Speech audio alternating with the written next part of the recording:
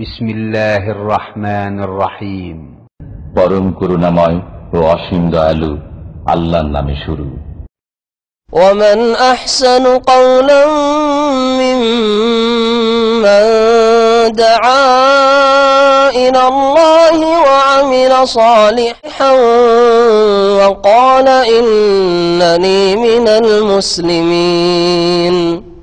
একদিন চলে যাব আমরা সবাই, থাকবো না আমরা কেহ, শুধু মাটির নিচে পড়ে রবে দেহ, শুধু মাটির নিচে পড়ে রবে দেহ।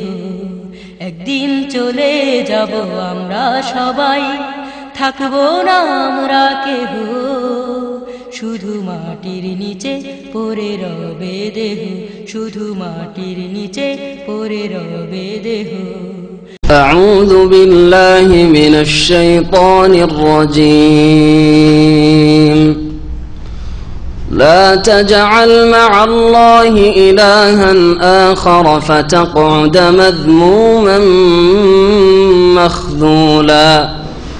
وقضى ربك ألا تعبدوا إلا إياه وبالوالدين إحسانا. إما يبلغن عندك الكبر أحدهما أو كلاهما فلا تقل لهما أف ولا تنهرهما وقل لهما قولا كريما. واخفض لهما جناح الذل من الرحمة وقل رب ارحمهما كما ربياني صغيرا. ربكم أعلم بما في نفوسكم إن تكونوا صالحين فإنه كان للأوابين غفورا. وآت ذا القربى حقه والمسكين وابن السبيل ولا تبذر تبذيرا. إن المبذرين كانوا إخوان الشياطين وكان الشيطان لربه كفورا. وإما تعرضن عنهم ابتغاء رحمة من ربك ترجوها فقل لهم قولا ميسورا. ولا تجعل يدك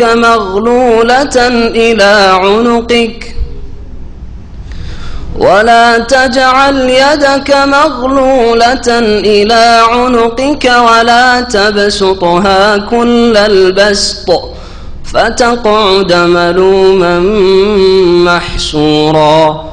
إن ربك يبسط الرزق لمن يشاء ويقدر إنه كان بعباده خبيرا بصيرا. ولا تقتلوا أولادكم خشية إملاق نحن نرزقهم وإياكم إن قتلهم كان خطأ كبيرا. ولا تقربوا الزنا إنه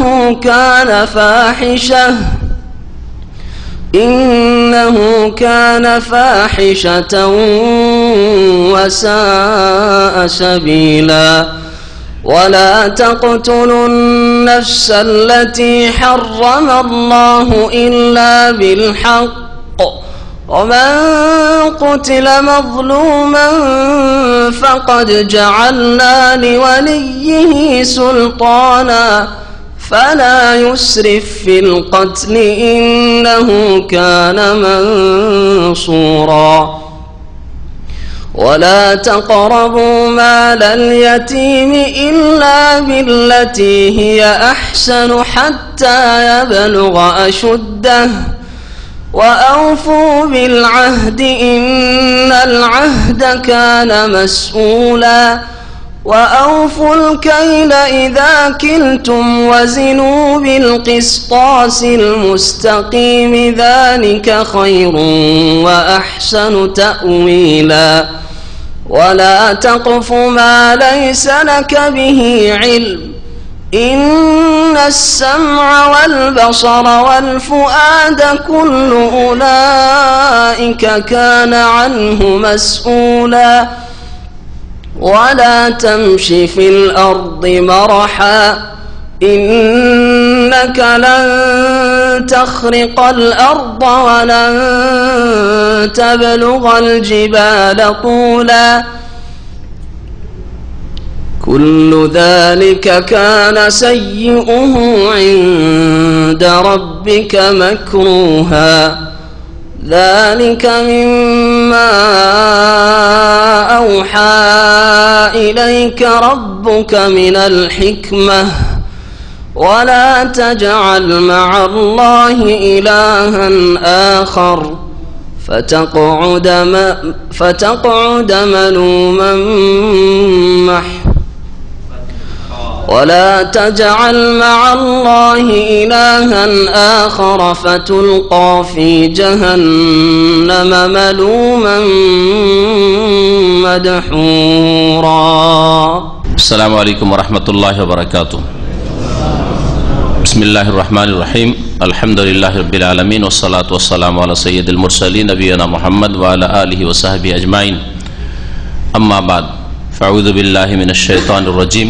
لا تجعل مع الله إلها آخر فتقعد مذموما مخذولا وقضى ربك ألا تعبدوا إلا إياه وبالوالدين إحسانا إما يبلغن عندك الكبر أحدهما أو كلاهما فلا تقل لهما أف ولا تنهرهما وقل لهما قولا كريما واخفض لهما جناح الذل من الرحمة وقل رب ارحمهما كما ربياني صغيرا.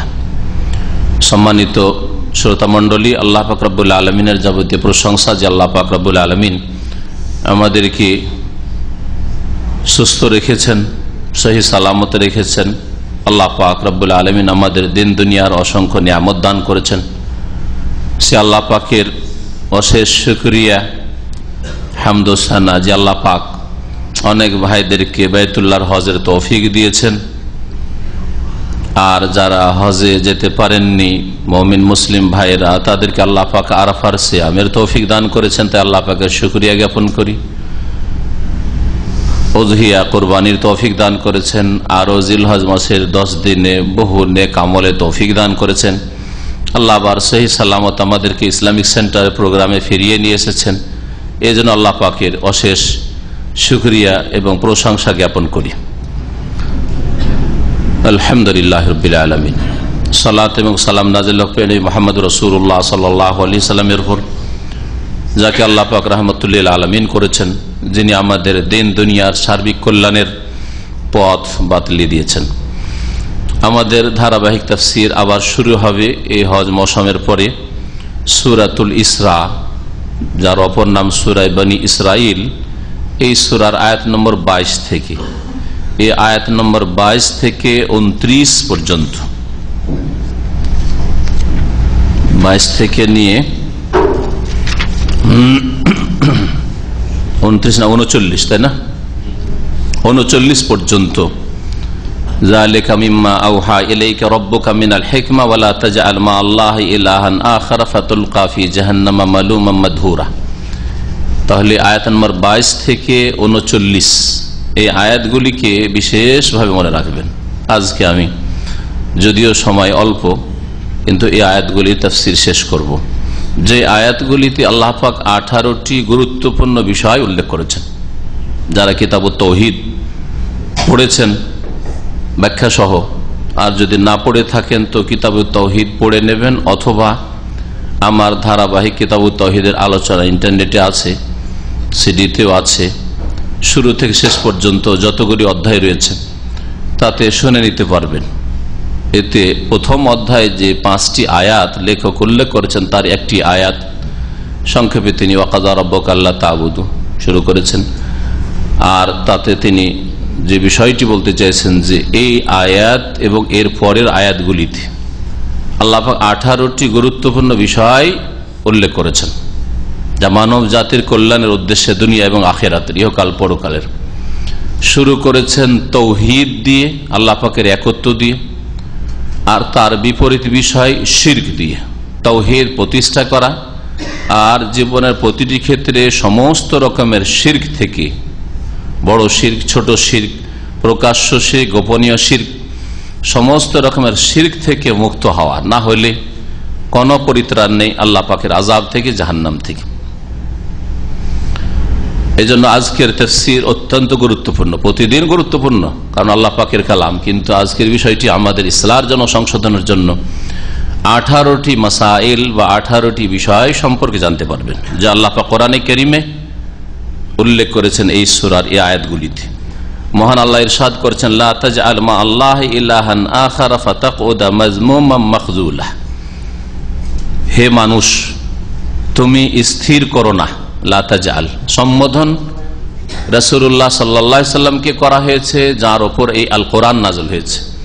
সম্বোধন করা হয়েছে প্রত্যেক দায়িত্বশীল ব্যক্তিকে। দায়িত্বশীল মানে এই না যে কোনো দেশের দায়িত্বশীল, কোনো পরিবারের দায়িত্বশীল, কোনো সমাজের দায়িত্বশীল না, প্রত্যেক মুকাল্লাফ ব্যক্তি, যেই ব্যক্তির ওপর শরীয়তের দায়িত্ব অর্পিত হয়েছে, অর্থাৎ প্রত্যেক সাবালক মানুষকে সম্বোধন করা হয়েছে।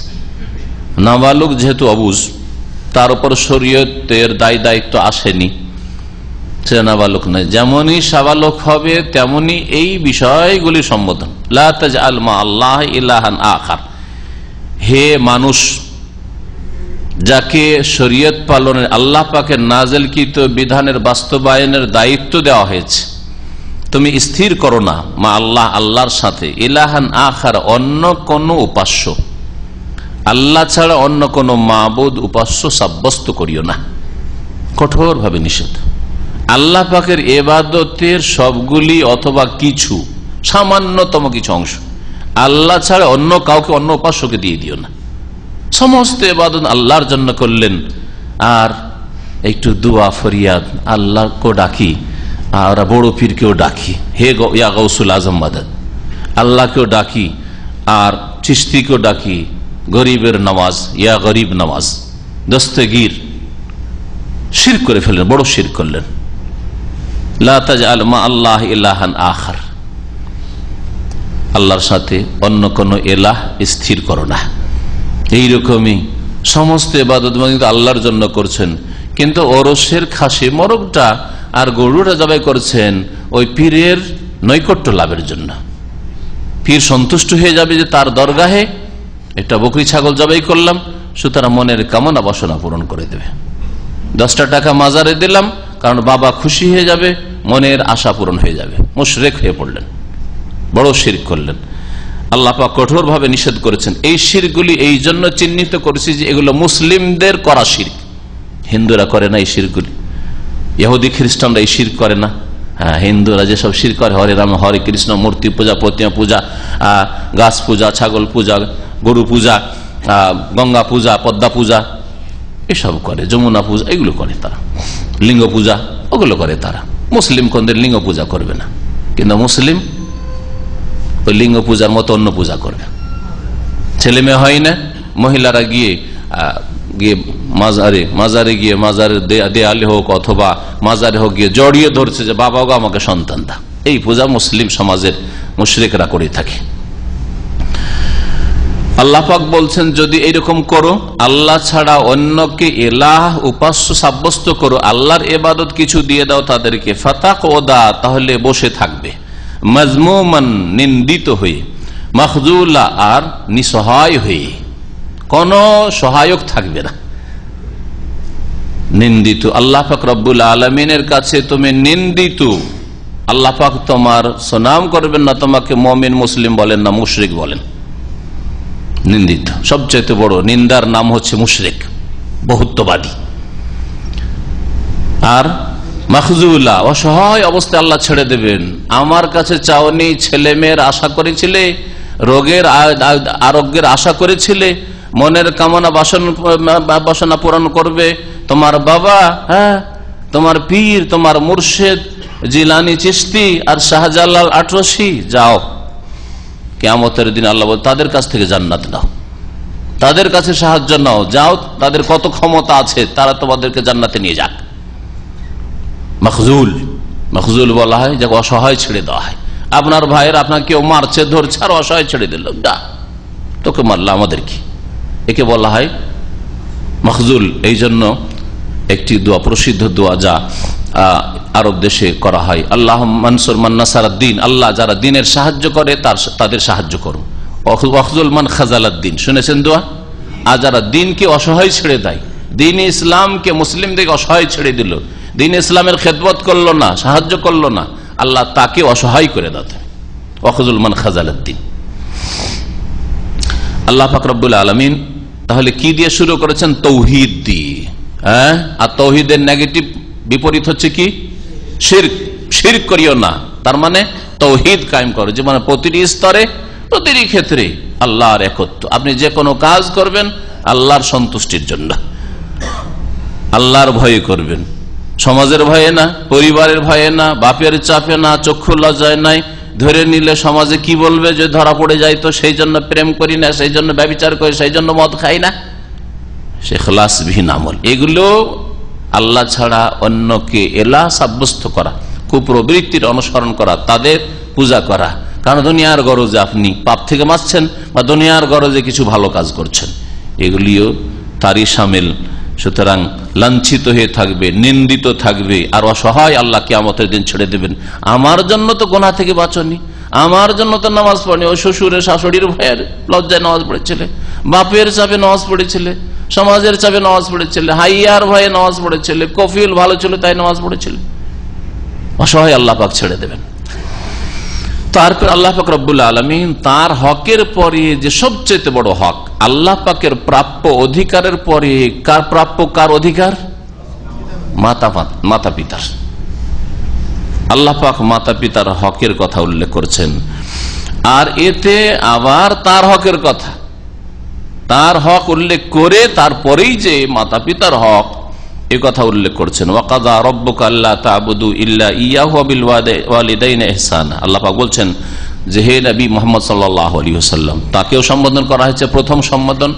আর প্রত্যেক, যেমন বললাম, প্রত্যেক মুসলিমকে যার ওপর শরীয়তের দায়িত্ব এসেছে, যেহেতু সে ইসলাম এসেছে, তাকেও সম্বোধন করা হয়েছে। আর প্রত্যেক মানুষের জন্য আল্লাহ যেহেতু কোরআনী আসমানি সিলেবাস নাযিল করেছেন, সুতরাং সে অমুসলিম হইলেও, হিন্দু ইহুদি খ্রিস্টান হইলেও, নাস্তিক হলেও তাকেও সম্বোধন করা হয়েছে, প্রত্যেক মানুষকে সম্বোধন করা হয়েছে। কারণ প্রত্যেক মানুষই মুকাল্লাফ, মানে শরীয়তের দায়িত্ব বহন, তার এটা হচ্ছে দায়িত্ব। তো আল্লাহ পাক বলছেন যে তোমার রব, হে মানুষ, তোমার প্রতিপালক নির্দেশ দিয়েছেন। কাজা মানে নির্দেশ দেওয়া। আল্লাহ পাকের চূড়ান্ত সিদ্ধান্ত কি? আল্লাহ তা'বুদু ইল্লা ইয়াহু, ইবাদত করবে না মোটেই, ইল্লা ইয়াহু, একমাত্র তার ছাড়া। তার মানে আসল হচ্ছে যে ইবাদত কাউকে দেওয়া যাবে না। লা ইলাহা, ইলাহ নেই, আসলে হচ্ছে ইলাহ নেই, কিন্তু একমাত্র এক সত্তা আছেন, তিনি ইল্লাল্লাহ, আল্লাহ। সুতরাং আল্লাহ ছাড়া কাউকে সামান্য কোন ইবাদতের অংশ দেবে না। নবী রসুল হলেও দেবে না, আর সাহাবী হলেও দেবে না, আর জিলানি চিশতি হলেও দেবে না। যদি সৈয়দুল মুরসালিন খাতামুন নবীর মুহাম্মদ রাসূলুল্লাহ সাল্লাল্লাহু আলাইহি ওয়াসাল্লামকে সেজদা দেওয়া না যায়, তার কাছে যদি দোয়া না করা যায় যে হে রসুল আমাকে দেন, আমার রোগ ভালো করে দেন, আমার মনের বাসনা পূরণ করে দেন, আমাকে রিজিক দেন, এই কথা যদি না বলা যায়, এই কথা বলা যদি শিরক হয়, তাহলে জিলানি চিশতি আর খাজা মাজা আর ভাজা এসবের কাছে কি চাইবেন আপনি? কত বড় শিরক। আল্লাহ পাক বলছেন যে আল্লাহ তা'বুদু, আসল কথা হচ্ছে যে অন্য কারো ইবাদত চলবে না, ইল্লা ইয়াহু, একমাত্র তার ছাড়া, আল্লাহ পাক রব্বুল আলামিন ছাড়া।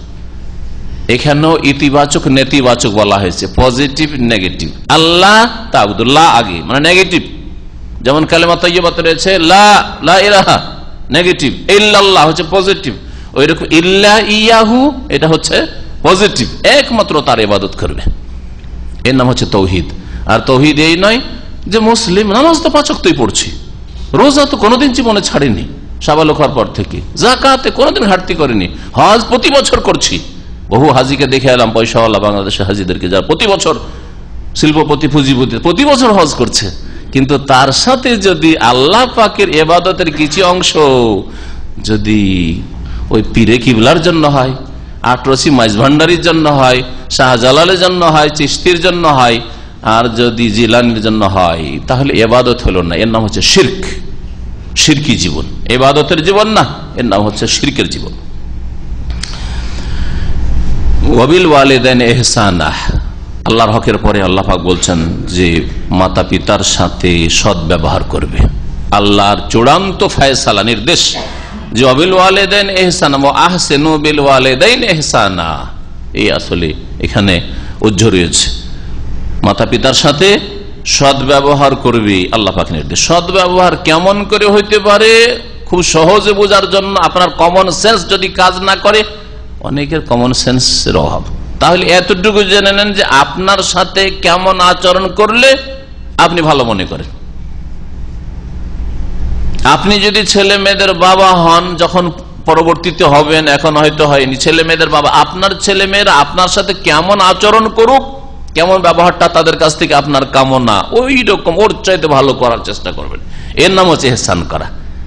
সময় দেওয়ার দিক থেকে, অর্থ দেওয়ার দিক থেকে, খেদমত করার দিক থেকে, চিকিৎসা দেওয়ার দিক থেকে, বাসস্থান দেওয়ার দিক থেকে, ভালো ভাষা, নম্র ভাষা বলার দিক থেকে, আদব কায়দার খেয়াল রাখার দিক থেকে, আদেশ নিষেধ মানার দিক থেকে, সমস্ত দিক থেকে, পরামর্শ নেওয়ার দিক থেকে সবকিছু করে। খেতে দেয়, বাপ মাকে খেতেও দেয়, সবকিছু দেয়, আর ঘর আর বাড়ি আর আসবাবপত্র যা নিজের ঘর রয়েছে তার চাইতে ভালো দিয়েছে, কিন্তু পরামর্শ নিয়ে কাজ করে না। আমি আমার কাজ করবো, আমার বাপ মায়ের সাথে, বুড়ো মানুষ, ওদের কাছে আবার কি পরামর্শ নেব, ওরা আগের যুগের মানুষ, তাদের কাছে আবার পরামর্শ নেব। আমি বিয়ে করব, আমার মোতাবেক করবো, আমি কোন ব্যবসা বাণিজ্য করবো, আমি আমার বিদেশে যাব না যাবো না সেটা আমার ব্যাপার, পরামর্শ ওরা আর কি পরামর্শ দেবে।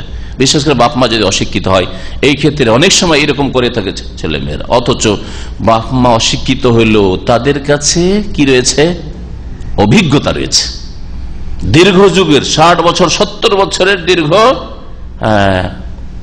আপ ডাউন জীবনে যে হয়ে থাকে, কোনখানে লাভ হয়, কোনখানে লস হয়, কোনখানে মানুষ ক্ষতিগ্রস্ত হয়, এই দীর্ঘ অভিজ্ঞতা রয়েছে, যেটা 30 বছরের একটা ছেলের কাছে, 20 বছরের ছেলের কাছে মোটেই নেই, ঠিক কিনা? জি হ্যাঁ। অনেক সময় বাবা মা এতে কষ্ট পান যে ছেলেটা আমাকে বলেও যায় না, অথচ আপনি সব ঠিক রেখেছেন, সব ঠিক রেখেছেন, কখন আসে কখন যায়, কোথায় যে গেল খোঁজ খবর রাখি না। কেউ যদি এখন হঠাৎ করে টেলিফোন করে যে আপনার অমুক ছেলে কোথায়, মাও বলতে পারে, বাবা বলতে পারে না। আপনি ভাবছেন আমি তো টাকা পয়সাতে কোনো ত্রুটি করি না, এই চিকিৎসায় কোনো ত্রুটি করি না, ভাষা আমি খুব সুন্দর বলি, কষ্ট দিলেন আপনি, এহসান করলেন না।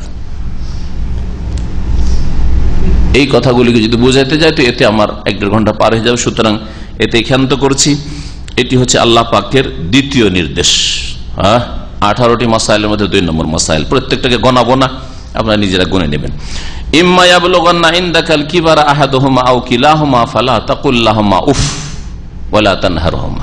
আল্লাহ পাক বলছেন যদি উপনীত হয়, বালাগা ইয়াবলুগানে পৌঁছে যাওয়া, ইনদাকা তোমার নিকটে হে মানুষ, আল কিবার বার্ধক্যে, উপনীত হয় বার্ধক্যে, আহাদুহুমা আও কিলাহুমা বাপ মায়ের একজন অথবা দুইজনে, উভয়,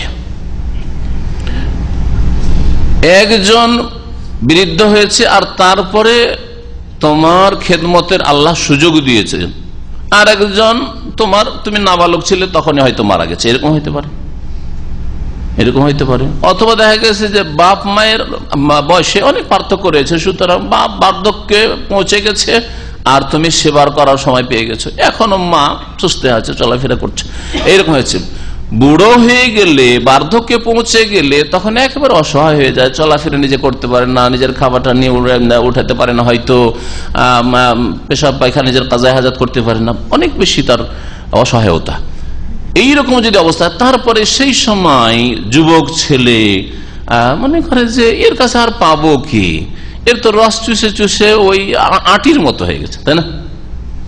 খেজুরের বিচি আর চুষে পাবেন কি? বাপ মাকে সারা জীবনটা চুষে নিলেন, চুষার পরে শেষ জীবনে বার্ধক্যে যখন উপনীত হয়েছে তখন খেজুরের বিচির মতো মনে করছিলাম, আর এর কাছে পাবোটা কি? আর তার সাথে যদি বাপ মা মূর্খতার শিকার হয়ে থাকার জমি জায়গা যদি লিখে দিয়ে দেয় ছেলে মেয়েদেরকে, তো বলার সময় থাকে না। আর কি, যা পাওয়ার তা পেয়ে গেছে। লা হাওলা ওয়ালা কুওয়াতা ইল্লা বিল্লাহ। আল্লাহ এই জন্য সতর্ক করেছে বিশেষভাবে। যখন বাপ মা 40 বছর 50 বছরের মধ্যে ছিল, সেই সময় ছেলে ভয় করত না, বাপ শক্ত আমার, মা এখনো শক্ত, বাড়ি থেকে তাড়িয়ে দিতে পারে। কিন্তু না, 70-80 বছর বয়স হয়ে গেছে, এখন আর তাড়াইতে পারবে না, তাই না?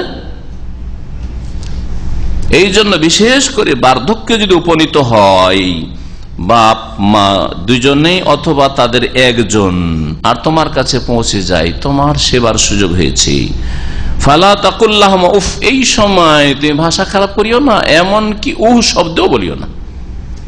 শব্দ দিয়ে বুঝিয়ে দেওয়া হয়েছে এটা সর্বনিম্ন কষ্টদায়ক শব্দ। এটাই যদি বলা হারাম হয়, তাহলে এর চাইতে বড় মানসিক কষ্ট দেওয়া, শারীরিক কষ্ট দেওয়া, আর্থিক কষ্ট দেওয়া বা স্বাস্থ্যগত কষ্ট, বিভিন্ন রকমের কষ্ট হইতে পারে, কখনো চলবে না, সবগুলি হারাম। শব্দ হচ্ছে বিরক্তি প্রকাশ, বিরক্তি সূচক শব্দ। অনেক সময় কথা বলছেন, বাপ মা সাথে আছে, কথা বলতে যেন আপনার মনে পছন্দ লাগলো না বাপের কথাটা, মায়ের কথাটা, প্রতিদিন শুধু এই কথাই বলে, করলেন শুধু, আমি এমন কি করলাম। কথাটি হয়তো স্বামী স্ত্রীতে বলছেন কোনো ব্যাপার না, ছেলেদেরকে মেয়েদেরকে বলছেন কোনো ব্যাপার না, সবসময় তোমার এইসব জিত। কিন্তু বাপ মা আপনাকে এটা লাগবেই, এর বেশি কিছু বললেন, শুধু কথাটি বললেন, আপনি হারাম কাজ করলেন, হারাম কথা বললেন, কাবিরা গুনাহ করলেন। আল্লাহ পাক সর্বনিম্ন কষ্টদায়ক শব্দের একটি দৃষ্টান্ত পেশ করে, যে সাধারণত এইরকম ধরনের শব্দ ধরে না, এটাও বলবে না। ওয়ালা তানহারহুমা, আর তাদেরকে ধমকও দেবে না, তিরস্কারও করবে না। কোন ক্ষেত্রে বাপ ভুল করেই ফেলেছে, হতে পারে মা ভুল করেই ফেলেছে, তোমার বউকে কষ্ট দিয়েছে, সেই জন্য তাদেরকে ভর্ৎসনা করবে, তিরস্কার করবে। তোমরা কেমন মানুষ যে পরের একটা মেয়েকে কষ্ট দাও? না, এই ভাষা ব্যবহার করবে না, ভালো আদবের ভাষা ব্যবহার করবে। তার মানে এই নয় যে নসিহত করবেন না, উপদেশ দেবেন না। হ্যাঁ, উপদেশ দেবেন, ওয়াজাক্কির ফাইন্না যিকরা তান, আপনি ছোট হন আর বড় হন, ওয়াজাক্কির উপদেশ দাও, স্মরণ করিয়ে দাও, ফাইন্না যিকরা তানফাউল মুমিনিন, কারণ উপদেশ দিলে উপদেশে কি হয়, যারা মুমিন মানুষ, বিশ্বাসী মানুষ আল্লাহ এবং আল্লাহ পাকের কিতাব, আল্লাহ পাকের বিধানে, কোরআনে হাদিসে ওহীতে, তারা উপকৃত হয়, তারা লাভবান হয়। উপদেশ দেবেন উত্তম পন্থায়। আল্লাহ বলছেন যে ওয়াকুল্লাহুমা কাওলান কারীম, এতক্ষণ আল্লাহ নেগেটিভ বললেন যে শব্দও বলিও না, আর ধমক দিও কথা বলিও না, তিরস্কার করিও না। তাহলে কি করবে? কথাই বলবে না। এটা আর একটা কষ্ট দেওয়া। বাপ মায়ের সাথে কথাই বলেন না, আপনি আসেন, খেয়ে দিয়ে আবার চলে যান। বাপ মায়ের সাথে বাস করেন, বসলে কথা বলেন না, খেয়ে দিয়ে চলে যান চুপচাপ, কোনো কথা নেই। কষ্টদায়ক না বাপ মায়ের জন্য? এটাও কষ্টদায়ক। এই জন্য বলছেন না না, নেগেটিভ কথা বলবেন না, কষ্ট দেওয়ার কথা বলবেন। তার মানে এই নয় যে একেবারে সাইলেন্ট, বাপ মায়ের সামনে কোনো কথা নেই। কষ্ট পাবে বাপ মা, যার ছেলে কথা কেন বলে না, এর মনে কোন খারাপ লুকায়িত আছে, কথা বলছে না বাপ মায়ের সাথে, তাই না?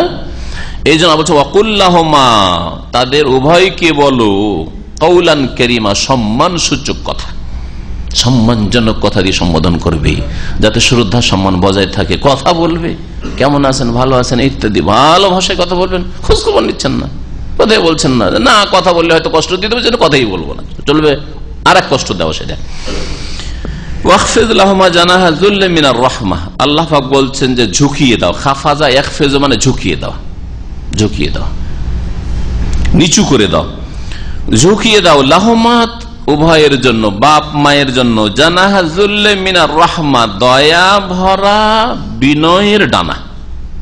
বিনয়ের যে ডানা রয়েছে, সেই ডানাকে তুমি কি করো? দয়া ভরা বিনয়ের যে ডানা রয়েছে, এক তো ডানা, আর সেই ডানাকে ঝুঁকিয়ে দিতে হবে। আর সেই ডানা কেমন? মিনার রাহমা, দয়া ভরা ডানা। সেই ডানাতে কোনো কষ্ট নেই, দয়া রয়েছে। এই দয়া ভরা বিনয়ের ডানাকে তুমি ঝুঁকিয়ে দাও কার জন্য? মাতা পিতার জন্য। কত অলংকারপূর্ণ কথা কোরআনে কারীমের। এবং এতে তুলনা করা হয়েছে পাখির বা মুরগির ডানার, দুই ডানার সাথে। মুরগির বাচ্চাগুলি যখন দেখে শত্রু দুশ্মনের ভয়, চিলবাজের ভয় ধরে নেবে, তখন দৌড় দিয়ে ছুটে আসে মায়ের পেটের তলায়। আর মা তখন কি করে? ডানা দিয়ে ঢেকে নেয়, ডানার নিচে আশ্রয় নিতে আসে আর আশ্রয় দেয়, ডানাকে লুকিয়ে দেয়। এর সাথে তুলনা করা হয়েছে। আর একটা পাখি যখন ওড়ে তখন ডানা মেলা থাকে, আর যখন নিচের দিকে নামে ডানাগুলি কিন্তু ঝুঁকিয়ে দেয়, ডানাগুলি ঝুঁকিয়ে দিয়ে নামে। তা নেমে যাওয়া মানে আপনি ওপর দিকে অহংকার দেখাবেন না, বাপ মায়ের সামনে নিচু হয়ে থাকবেন, বিনয়ী হয়ে থাকবেন। এই বিষয়গুলি বোঝানো হয়েছে এতে। তো অলংকারের সাথে বলা হয়েছে, না হলে মানুষও তো ডানা হয় না। দয়ার ডানা তুমি ঝুঁকিয়ে দাও, আর আমার কাছে ডানা আছে কোথায় যে আমি ঝুঁকাবো? ডানা আছে, তাহলে অলংকার। এটা হচ্ছে অলংকার ভাষার। যেমন পাখি ডানা ঝুঁকিয়ে দেয়, তা দিয়ে কি করে নিচে নামে আকাশপথ থেকে, অথবা কি করে নিজের বাচ্চাগুলিকে রক্ষা করার জন্য, তাদের হেফাজতের জন্য, শত্রু থেকে বাঁচানোর জন্য ডানা ঝুঁকিয়ে দেয় আর পেটের তলায় নিয়ে নেয়। ওই রকম হয়ে যাও বাপ মায়ের জন্য। ওয়াকুর রব্বির হামহামা কামা রব্বায়ানি সগীরা, আর বলতে থাকো, বলো মানে শুধু একবার বলা না, বলতে থাকো, বাপ মায়ের জন্য দোয়া করতে থাকো। কি বলে? রব্বির হামহামা, হে প্রতিপালক আমার, ইরহামহুমা, বাপ মায়ের ওপর উভয়ের ওপর তুমি দয়া করো, করুণা করো, কামা রব্বায়ানি সগীরা, যেমন তারা উভয়ে আমাকে লালন পালন করেছেন, আমার প্রতিপালন করেছেন, সগীরা শৈশবে বাল্য জীবনে যেমন অসহায় ছিলাম, মায়ের পেটে কত যত্ন নিয়েছে, মায়ের পেটে যাতে আপনি সুস্থ থাকেন, কি অবস্থায় বাচ্চাটা আছে, বাচ্চার গ্রোথ হচ্ছে কিনা, প্রতি সপ্তাহে ডাক্তারকে চেক করা হচ্ছে। বাচ্চার স্বার্থে নয়, শুধু বাচ্চার মায়ের স্বার্থে, বাচ্চার স্বার্থেও না। বাচ্চার কিন্তু ওজন বাড়ছে না, বাচ্চার কিন্তু এই সমস্যা আছে, সুবহানাল্লাহ, কত টাকা চিকিৎসায়, তারপরে দুনিয়াতে চলে আসলো। দুনিয়াতে চলে আসার পরে কত কষ্ট, মরণ চোখের সামনে মা দেখছে, আর তারপরে চলে আসার পরে সাথে সাথে উঠিয়ে নিয়ে ময়লা আবর্জনা থেকে কারো অপেক্ষা নাই, তাড়াতাড়ি পরিষ্কার পরিচ্ছন্ন করে এক গরম কাপড় দিয়ে তাড়াতাড়ি পেঁচাও, না হলে ঠান্ডা লেগে যাবে, নিউমোনিয়া হয়ে যাবে, মরে যাবে বাচ্চা। সুবহানাল্লাহ, ফেলে রাখে মা, ফেলে রাখে।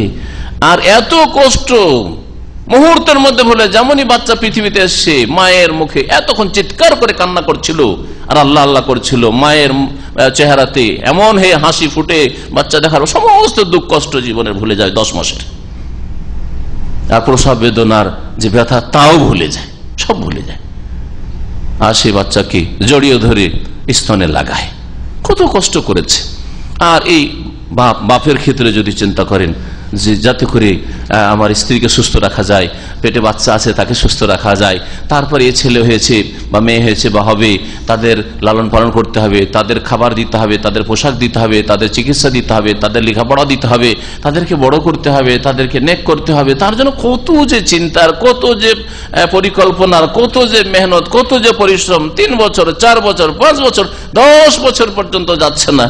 এই মক্কাতুল মুকাররমা গিয়ে একজন ভাইয়ের কথা শুনে, অথচ আলেম মানুষ, ছেলে মেয়েদের জন্য 4 বছর 5 বছর ধরে যায় না, তারপরে যাচ্ছে। কি জন্য?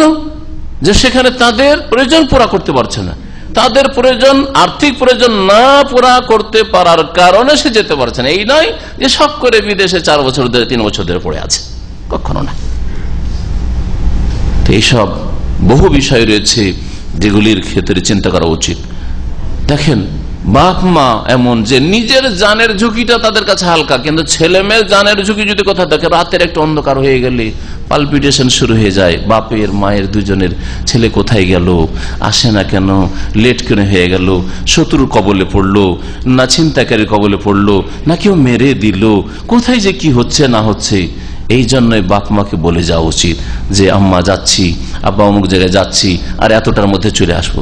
আর যদি অভ্যাস বানিয়ে নেন যে গভীর রাতে আসেন, তাহলে কত অশান্তিতে বাপ মাকে রাখলেন সেটা আপনি বুঝতে পারছেন না। এখন বুঝবেন কখন? যখন আপনার ছেলেরা ওই রকম করবে আর রাত 12টা 1টায় বাড়ি ফিরবে, আর তখন বুঝতে পারবেন যে কি পালপিটেশন আর কি পেরেশানি আপনার হয়ে যায়। ঘুম হারাম হয়ে গেছে, ঘুম হারিয়ে গেছে। অসুস্থ ছেলে আর সারা রাত 1 দিন না 4 দিন 5 দিন কন্টিনিউ, মা ঘুমায় না, বাপ ঘুমায় না, কি কষ্ট করে।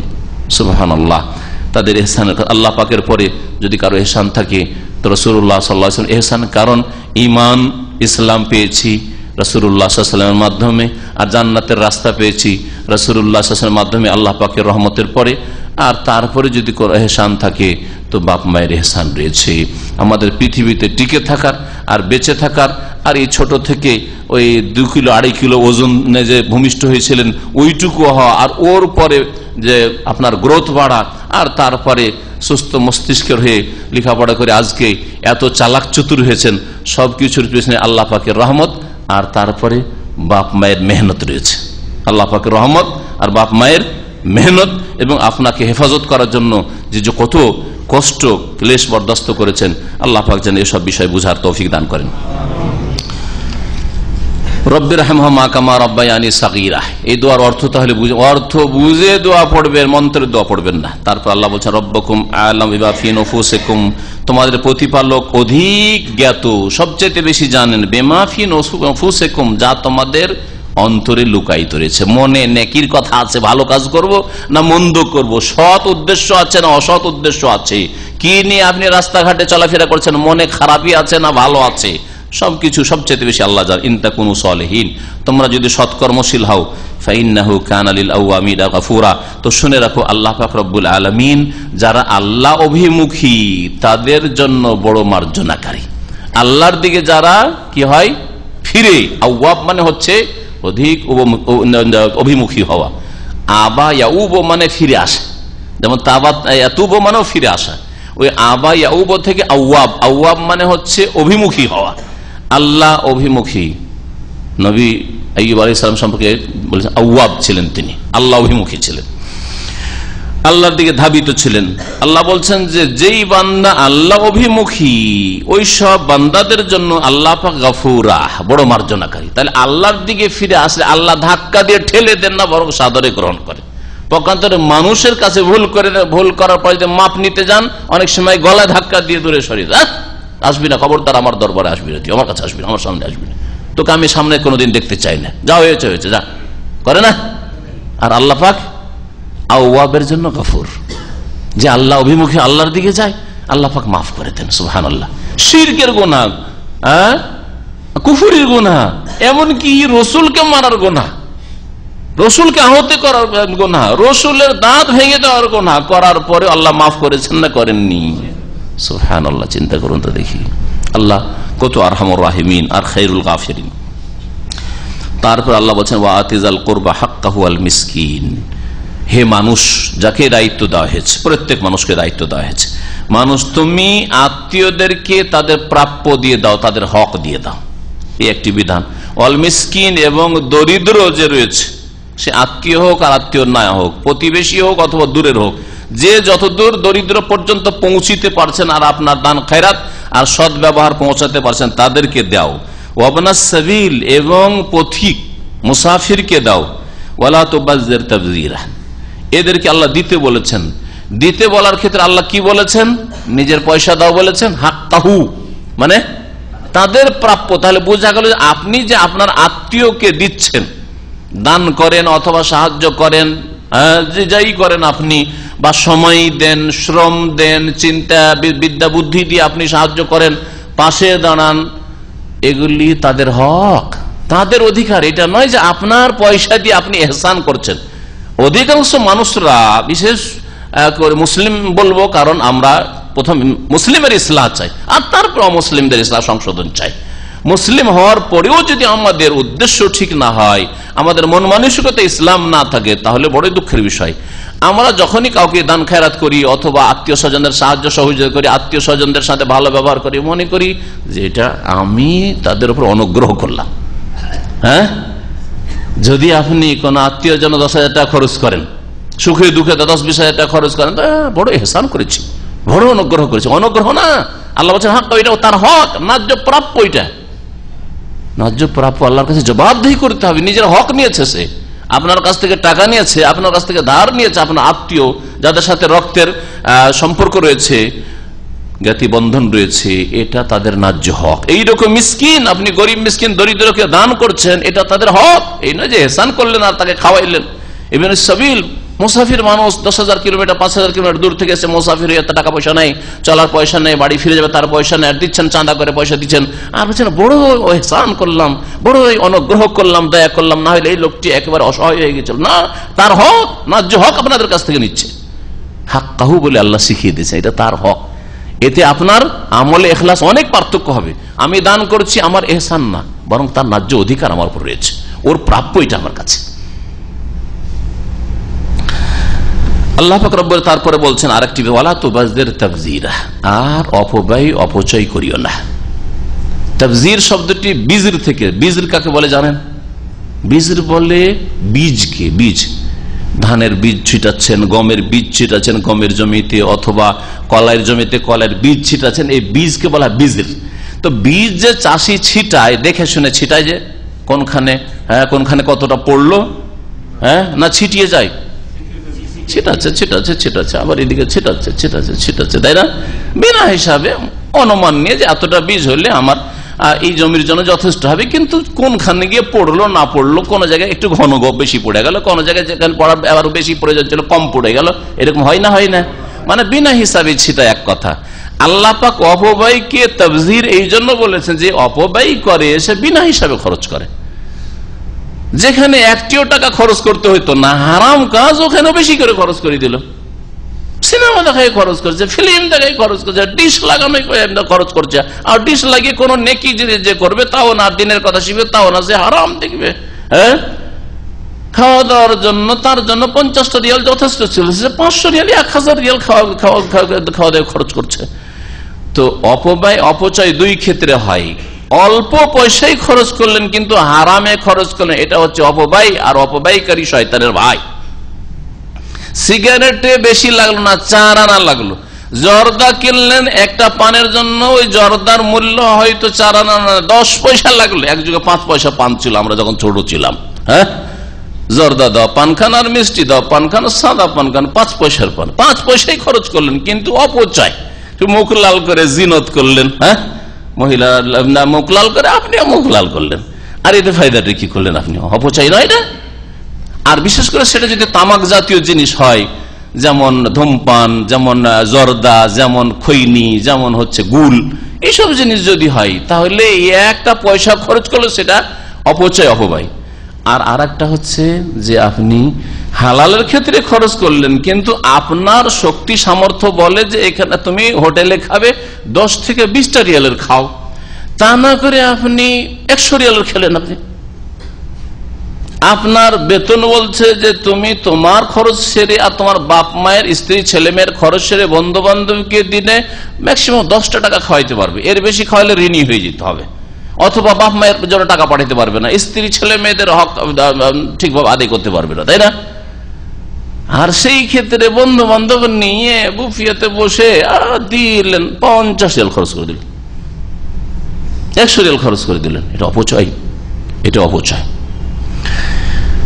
এক কথাই হারামে যদি অল্প খরচ করেন, লাখ লাখ টাকা খরচ করার মতো ক্ষমতা আছে, তারপরে সেটা হচ্ছে অপব্যয়। আর হালালের ক্ষেত্রে যতটা শক্তি সামর্থ্য রয়েছে, চাদর যতটা লম্বা রয়েছে ততটা পা লম্বা করবেন, আর তার বেশি নাই, না হলে সেটা ইসরাফ আর তাবযীর হবে। কেউ কেউ ইসরাফ তাবযীরে পার্থক্য করেছেন, বলেছেন তাবযীর হচ্ছে হারামে খরচ করা, হারামে যদি 3টা পয়সা খরচ করেন সেটা তাবযীর, তাবযীরকারী শয়তানের ভাই। আর ইসরাফ হচ্ছে যে প্রয়োজনের বেশি খরচ করা, আমার প্রয়োজন 3 বার খাওয়া দাওয়াতে আমার 25 রিয়াল ধরেন, বা 30 রিয়াল, 40, 50 রিয়াল খুব বেশি, না 200, 250, 300 রিয়াল, 500 রিয়াল খাবেন না কেন? এটা অপচয়, অপচয়, ইসরাফ। এটা কুলু ওয়াশরাবু ওয়ালা তুসরিফু ইন্নাল্লাহা লা ইউহিব্বুল মুসরিফিন। আল্লাহ বলছেন তোমরা পানাহার করো আর ইসরাফ অপচয় করিও না, কারণ অপচয়কারীকে আল্লাহ ভালোবাসেন না, এটা আল্লাহ পাক বলেছেন। তো মহান আল্লাহ বলছেন যে ওয়ালা তুবাযযির তাবযীরা, অপব্যয় করিও না, ইন্নাল মুবাযযিরিনা কানু ইখওয়ানাশ শায়াতিন, কারণ অপব্যয়কারীরা হচ্ছে শয়তানের ভাই। শয়তানের ভাই সৎ হয় না অসৎ হয়? শয়তানের ভাই। কেউ শয়তানের ভাই হতে চাও, মানে শয়তানের সাথে তোমার সাদৃশ্যতা রয়েছে। শয়তান যেমন সীমা লঙ্ঘন করে, তুমি সীমা লঙ্ঘন করছো, হারামে খরচ করছো, অথবা প্রয়োজনের বেশি সীমাহীন খরচ করছো। ওয়া কানা শায়তানু লিরাব্বিহি কাফুর, আর শয়তান তার রবের অকৃতজ্ঞ। শয়তান আল্লাহ পাকের শুকরিয়া আদায় করেনি, যে আল্লাহ পাক তাকে এত সম্মানিত করেছিল, শুধু আদমকে সেজদা করতে বললো, সেজদা করে দিলে হয়ে যেত না। অকৃতজ্ঞ, নাফরমান, আল্লাহকে অমান্য করলো, আল্লাহর কথা এটা মানব না আমি। তো তুমি যদি অপব্যয় করো, অপচয় করো, তাহলে তুমি অকৃতজ্ঞ হবে। আল্লাহ পাক নিয়ামত দিয়েছেন নিয়ামতের সদ্ব্যবহারের জন্য, অসৎ ব্যবহারের জন্য না, অপব্যয় করার জন্য নাই। আল্লাহ পাক রব্বুল আলামিন তারপরে আরেকটি আদব শিখাচ্ছেন। কি ক্ষেত্রে? দেয়ার ক্ষেত্রে। মানুষকে যখন দেবেন, দেওয়ার ক্ষেত্রে থাকলে তো দেবেন, থাকলে আপনি আল্লাহ যেমন আত্মীয়কে দিতে বললেন, দরিদ্র মিসকিনকে দিতে বললেন, আর মুসাফিরকে বললেন, এইরকম ইয়াতিম রয়েছে, বিধবা রয়েছে, ওরা মিসকিনের অন্তর্ভুক্ত, তারাও যদি অভাবী হয় তাহলে। আর যত আপনার সাথে ঘনিষ্ঠতা থাকবে আত্মীয়তার দিক থেকে, পাড়া প্রতিবেশীর হওয়ার দিক থেকে, তত বেশি তাদের অধিকার রয়েছে। তো এই ক্ষেত্রে যদি আপনার কাছে না থাকে, সংসার চলার মতো পয়সা নেই আপনার কাছে, বা বাড়িতে এমন সময় এসে মিসকিন ফকির আপনার কাছে চেয়েছে, ভিক্ষুক চেয়েছে, অথবা এই সময় ওরাও খেতে পাচ্ছে না আর আমার কোন রকম সংসার চলছে, ওর মধ্যে থেকে যতটা কেটে কুটে পারেন দেওয়ার চেষ্টা করলেন না, তাও পারছেন না, আপনি নিজেরই সংসার চালাতে পারছেন, পয়সা নেই আপনার এই সময় দেওয়ার, চিকিৎসা আপনার পরিবার ছেলে মেয়ের করাতে পারছেন না, আর সেই সময় আপনার কাছে কোনো মিসকিনের প্রয়োজন এসছে, চাই, কি করবেন? আমাদের দেশের মানুষ করে কি, কি বলে, হুঁশ দিশা নেই, হ্যাঁ, একটু তোমার বিবেক বিবেচনা নেই। আমি নিজের ছেলে মেয়েদের চিকিৎসা করাতে পারি না, আমার ছেলেরা সব অসুস্থ আছে, আমার পরিবার অসুস্থ আছে, আর একটু তোমার হুঁশ দিশা নেই, আমাও চাইছো, একটু বিবেক তো হওয়া উচিত। আউযুবিল্লাহ, এরকম কথা বলা চলবে না। কি কথা বলতে হয় তা আল্লাহ শিখাচ্ছেন। যদি না দিতে পারো তাহলে ফাকুল্লাহুম কাওলাম মাইসুরা, নম্র ভাষায় কথা বললো, সহজ সরল কথা বললো, যে ভাই বা বোন এখন তো দিতে পারলাম না, খুব অভাবে আছি আমিও, কিন্তু ইনশাআল্লাহ চেষ্টা করব দেওয়ার, আর যখনই একটু দিতে পারবো নিজে থেকে দেবো, তোমাকে আর বলতে হবে না। এরকম ধারের ক্ষেত্রে আপনার আত্মীয় স্বজন, আপনার আপনজন, দিনী ভাই ধার চাইলো, দিতে পারলেন না, কি ধার চাইন, ধার চাই অভ্যাসটা ভালো না, ভালো না। কিন্তু ওই সময় যে লোকটি ধার চাই তাকে সরাসরি বলবেন, যে মানুষের কাছে ধার খরচ করা করে ভালো স্বভাব হইলো, এটা আপনার তরিকা হইল না। বলতে যে ভাই আপনি ধার চাইলেন ঠিকই, কিন্তু নিজে আমি একটু সংকটে আছি আর্থিক, সুতরাং ইনশাআল্লাহ আগামীতে চেষ্টা করব আপনার উপকার করার, কিন্তু এখন আপনার উপকার করতে পারলাম না, লজ্জিত হবে, ভালোবাসায় বলবেন। আল্লাহ পাক ওই আদব শিখাচ্ছেন। ওয়াইম্মা তুগরিদান্না আনহুম ইবতিগা রাহমাতিম মির রাব্বিকা তারজুহা, আর যদি, ইম্মা মানে ইনমা, যদি, তুগরিদান্না আনহুম, ওদের থেকে তুমি বিমুখ হও, যারা তোমার কাছে চাইছে, ধার চাইছে অথবা সাহায্য চাইছে, ভিক্ষা চাইছে, অভাবী, তাদের থেকে যদি বিমুখ হও, মানে মুখটা ফিরাতে দিতে পারছি না, না করতে হয়, ইবতিগা রাহমাতিম মির রাব্বিক, তোমার প্রতিপালকের অনুগ্রহের সন্ধানে, যে আমার কাছে এখন নেই, তো আল্লাহ পাকের যে রিজিক রয়েছে তা সন্ধান করব, আর হাতে পয়সা আসলে অথবা ঘরে খাবার আসলে, এখন জমিতে ফসল আছে, কেটে মেটে নিয়ে আসেনি, চাষিরা দিতে পারছে না, হয়তো নিজেরই ছেলে মেয়েদের হয়তো খাবারের ভালো ব্যবস্থা নেই, অথবা এই সময় বাড়িতে এমন সময় এসে ভিক্ষুক চাইছে যে সময় বাড়িতে কিছুই নেই, এইরকম, তাহলে কি বলবেন যে তোমাদের টাইম টেবিল নাই, যখন তখন এসে তোমরা ভিক্ষা যাও, যখন তখন খেতে চাও, বিকাল 3টার সময় কি করে তোমাকে খেতে দেবো, দুপুরে ভাত ছিল খেয়ে শেষ করে দিয়েছি, এই ভাষা বলবেন না? বলবেন যে বাবারে এখন তো দিতে পারলাম না, তবে ইনশাল্লাহ একটু খাবারের সময় আসিও, যাতে করে ওর থেকে কিছু তোমাকে দিতে পারি, ছেলে মেয়ে খেয়ে শেষ করে দিয়েছে। কত সুন্দর ভাষা, খুশি হয়ে যাবে, কিছু না পেয়েও খুশি হয়ে যাবে, দোয়া দেবে আপনাকে। আল্লাহ পাক বলছেন যে যদি তাদের থেকে বিমুখ হও, মানে না দিতে পারো, আর বিমুখ হওয়ার উদ্দেশ্য এই নয় যে কোনোদিন দিব না, এই কথা নাই, বরং ইবতিগা রাহমাতিম মির রাব্বিক, তোমার প্রতিপালকের অনুগ্রহের সন্ধানের উদ্দেশ্যে, যে আল্লাহ পাকের রিজিক পাবো তখন দেব, তার জুহা, যার আশা রাখছো যে আজকে নেই, হয়তো এখন নেই, কিন্তু সন্ধ্যাবেলা আবার খাবার তৈরি হবে তখন দিতে পারবো, আজকে নেই কিন্তু কালকে আমি বেতন পাবো, বেতন পাওয়ার পর আমি ধার দিতে পারবো, বেতন পাওয়ার পর আমি 50 টাকা সাহায্য করতে পারবো, এইরকম যদি হয় তাহলে খারাপ কথা বলিও না, বলবে ফাকুল্লাহুম কাওলাম মাইসুরা, তাদেরকে বলবে সহজ সরল কথা, নম্র ভাষা বলবে, ভালো ভাষায় বিদায় করবে। ওয়ালা তাজআল ইয়াদাকা মাগলুলাতান ইলা উনুকিকা ওয়ালা তাবসুতা কুল্লাল বাসত, আরেকটি আদব আল্লাহ শিখাচ্ছেন, শরীয়তি নীতিমালা। এই নীতিমালা, আগের নীতিমালাটা ছিল দেওয়ার ক্ষেত্রে যদি না দিতে পারেন তাহলে কেমন ভাষা ব্যবহার করবেন, আর এতে আছে আপনি যখন দেবেন অথবা দেবেন না, এই ক্ষেত্রে আপনার অবস্থাটা কেমন হওয়া উচিত। কেউ আপনার কাছে চাইলো, কতটা দেবেন আপনি, দান খেরাতি যদি করতে হয় কতটা দান করবেন, অথবা ধার দিতে হয় তো কতটা ধার দেবেন। উদাহরণস্বরূপ 1000 রিয়াল বেতন পেলেন, আর বেতন পাওয়ার পর আপনার সংসার চালাইতে হবে। একটা লোক ধার চাইলো, ভাই 1000 ধার দাও, বেতনটা বেশ সাথে সাথে 1000 দিয়ে দিলেন। কয় মাসের জন্য? 3 মাসের জন্য বা 6 মাসের জন্য ধার দিয়ে দিলেন। আর অন্য কোনো সোর্স নেই, বাড়িতে কোনো খাবারও নাই। কাজটা উচিত হইল? কালকে ছেলে মেয়েরা খেতে চাইবে, স্কুলের খরচ চাইবে, কি দিবেন আপনি? বাপ মায়ের খরচ বাড়িয়ে দেবে, কি পড়াবেন আপনি? এটা তরিকা হইল না আপনার। এই আদব শেখাচ্ছেন। এর বিপরীতটা যে আপনি কিছুই দিলেন না, আমার এতেই চলে না, অথচ আপনার 500 রিয়ালে চলবে, 500টা রিয়াল ধার দিতে পারতেন আপনি, বা 50টা রিয়াল যদি 1000 মধ্যে 50টা 100টা রিয়াল যদি দান করে দেন তো অসুবিধা হবে না, সংসার চলতে অসুবিধা হবে না। তারপরে বলছে আমার মাত্র 1000 বেতন, আর কি আমার কাছে ধার চান, দিলেন না। অথচ সেই ব্যক্তি হয়তো আপনার চাইতে বেশি প্রয়োজন বোধ করছে, অভাব বোধ করছে।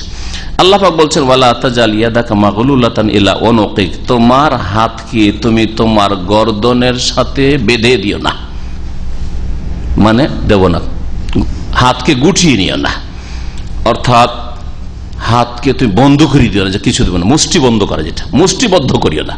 এমন করে মুষ্টিবদ্ধ করেছেন যে একটা পয়সা বাইরে বেরোতে দেবো না, যা আসছে পকেটে ঢুক। আর আসলেই অনেক কৃপণ লোকের আছে, এটা কৃপণ লোকের লক্ষণ। টাকা যদি খুচরো টাকা থাকে তো গোটা করে নিবে, 50 টাকা 10 টাকা 20 টাকা আছে 100 টাকা করে নিবে। যেমনই 5টা 100 টাকা হয়েছে তখন 500 টাকা করে নিবে, 500 টাকা করে ভরে রাখো। হ্যাঁ, আল্লাযী জামা মালাহু ওয়া আদ্দাদা, নিন্দা করেছে। ওয়াইলুল লিকুল্লি হুমাযাতিল লুমাযা আল্লাযী জামা মালাহু ওয়া আদ্দাদা। আল্লাহ বলছেন যে এদের জন্য দুর্ভোগ, সর্বনাশ, যারা কি করে ধন সম্পদকে জামা মালাহ জমা করে, একত্রিত বাড়ুক বাড়ুক বাড়ুক, ও আদা একটা একটা করে গনে রাখে, যে কত টাকা হলো রে, এখনো 450 টাকা হয়েছে, আর 50 টাকা হইলে 500 টাকা করে ঢুকিয়ে রেখে দেব, কাউকে দান করানো ধার দেওয়া নেই। আল্লাহ এদের জন্য দুর্ভোগ ওয়াইল রেখেছেন, ওয়াইল নামক জাহান্নাম রেখেছেন। যেমন তেমন কথা নাই, আর প্রয়োজনে দান করতে হবে, আপনাকে খরচ করতে হবে। নবী সাল্লাল্লাহু আলাইহি ওয়াসাল্লাম বলেন আনফিক ইউনফিকিল্লাহু আলাইক, তুমি খরচ করো, আল্লাহ তোমার উপর খরচ করবেন। দেখবেন যে এই লোকের প্রয়োজন আছে, কারণ খরচ করছে, দান খেরাত করছে, দিনের খেদমত করছে, দাওয়ার কাছে খরচ করছে, তো সুতরাং আল্লাহ দেবেন। আর যা দেখেন এর শুধু জমাই হচ্ছে তো খরচই করতে চান, এতে তো প্রয়োজন নাই। তো আল্লাহ পাক রব্বুল আলামিন বলছেন যে তোমার হাতকে গর্দনের সাথে বেঁধে দিও না, মানে মুষ্টিবদ্ধ করিও না। ওয়ালা তাবসুতা কুল্লাল বাসত, আর হাতকে একেবারে মুক্ত করে দিও না।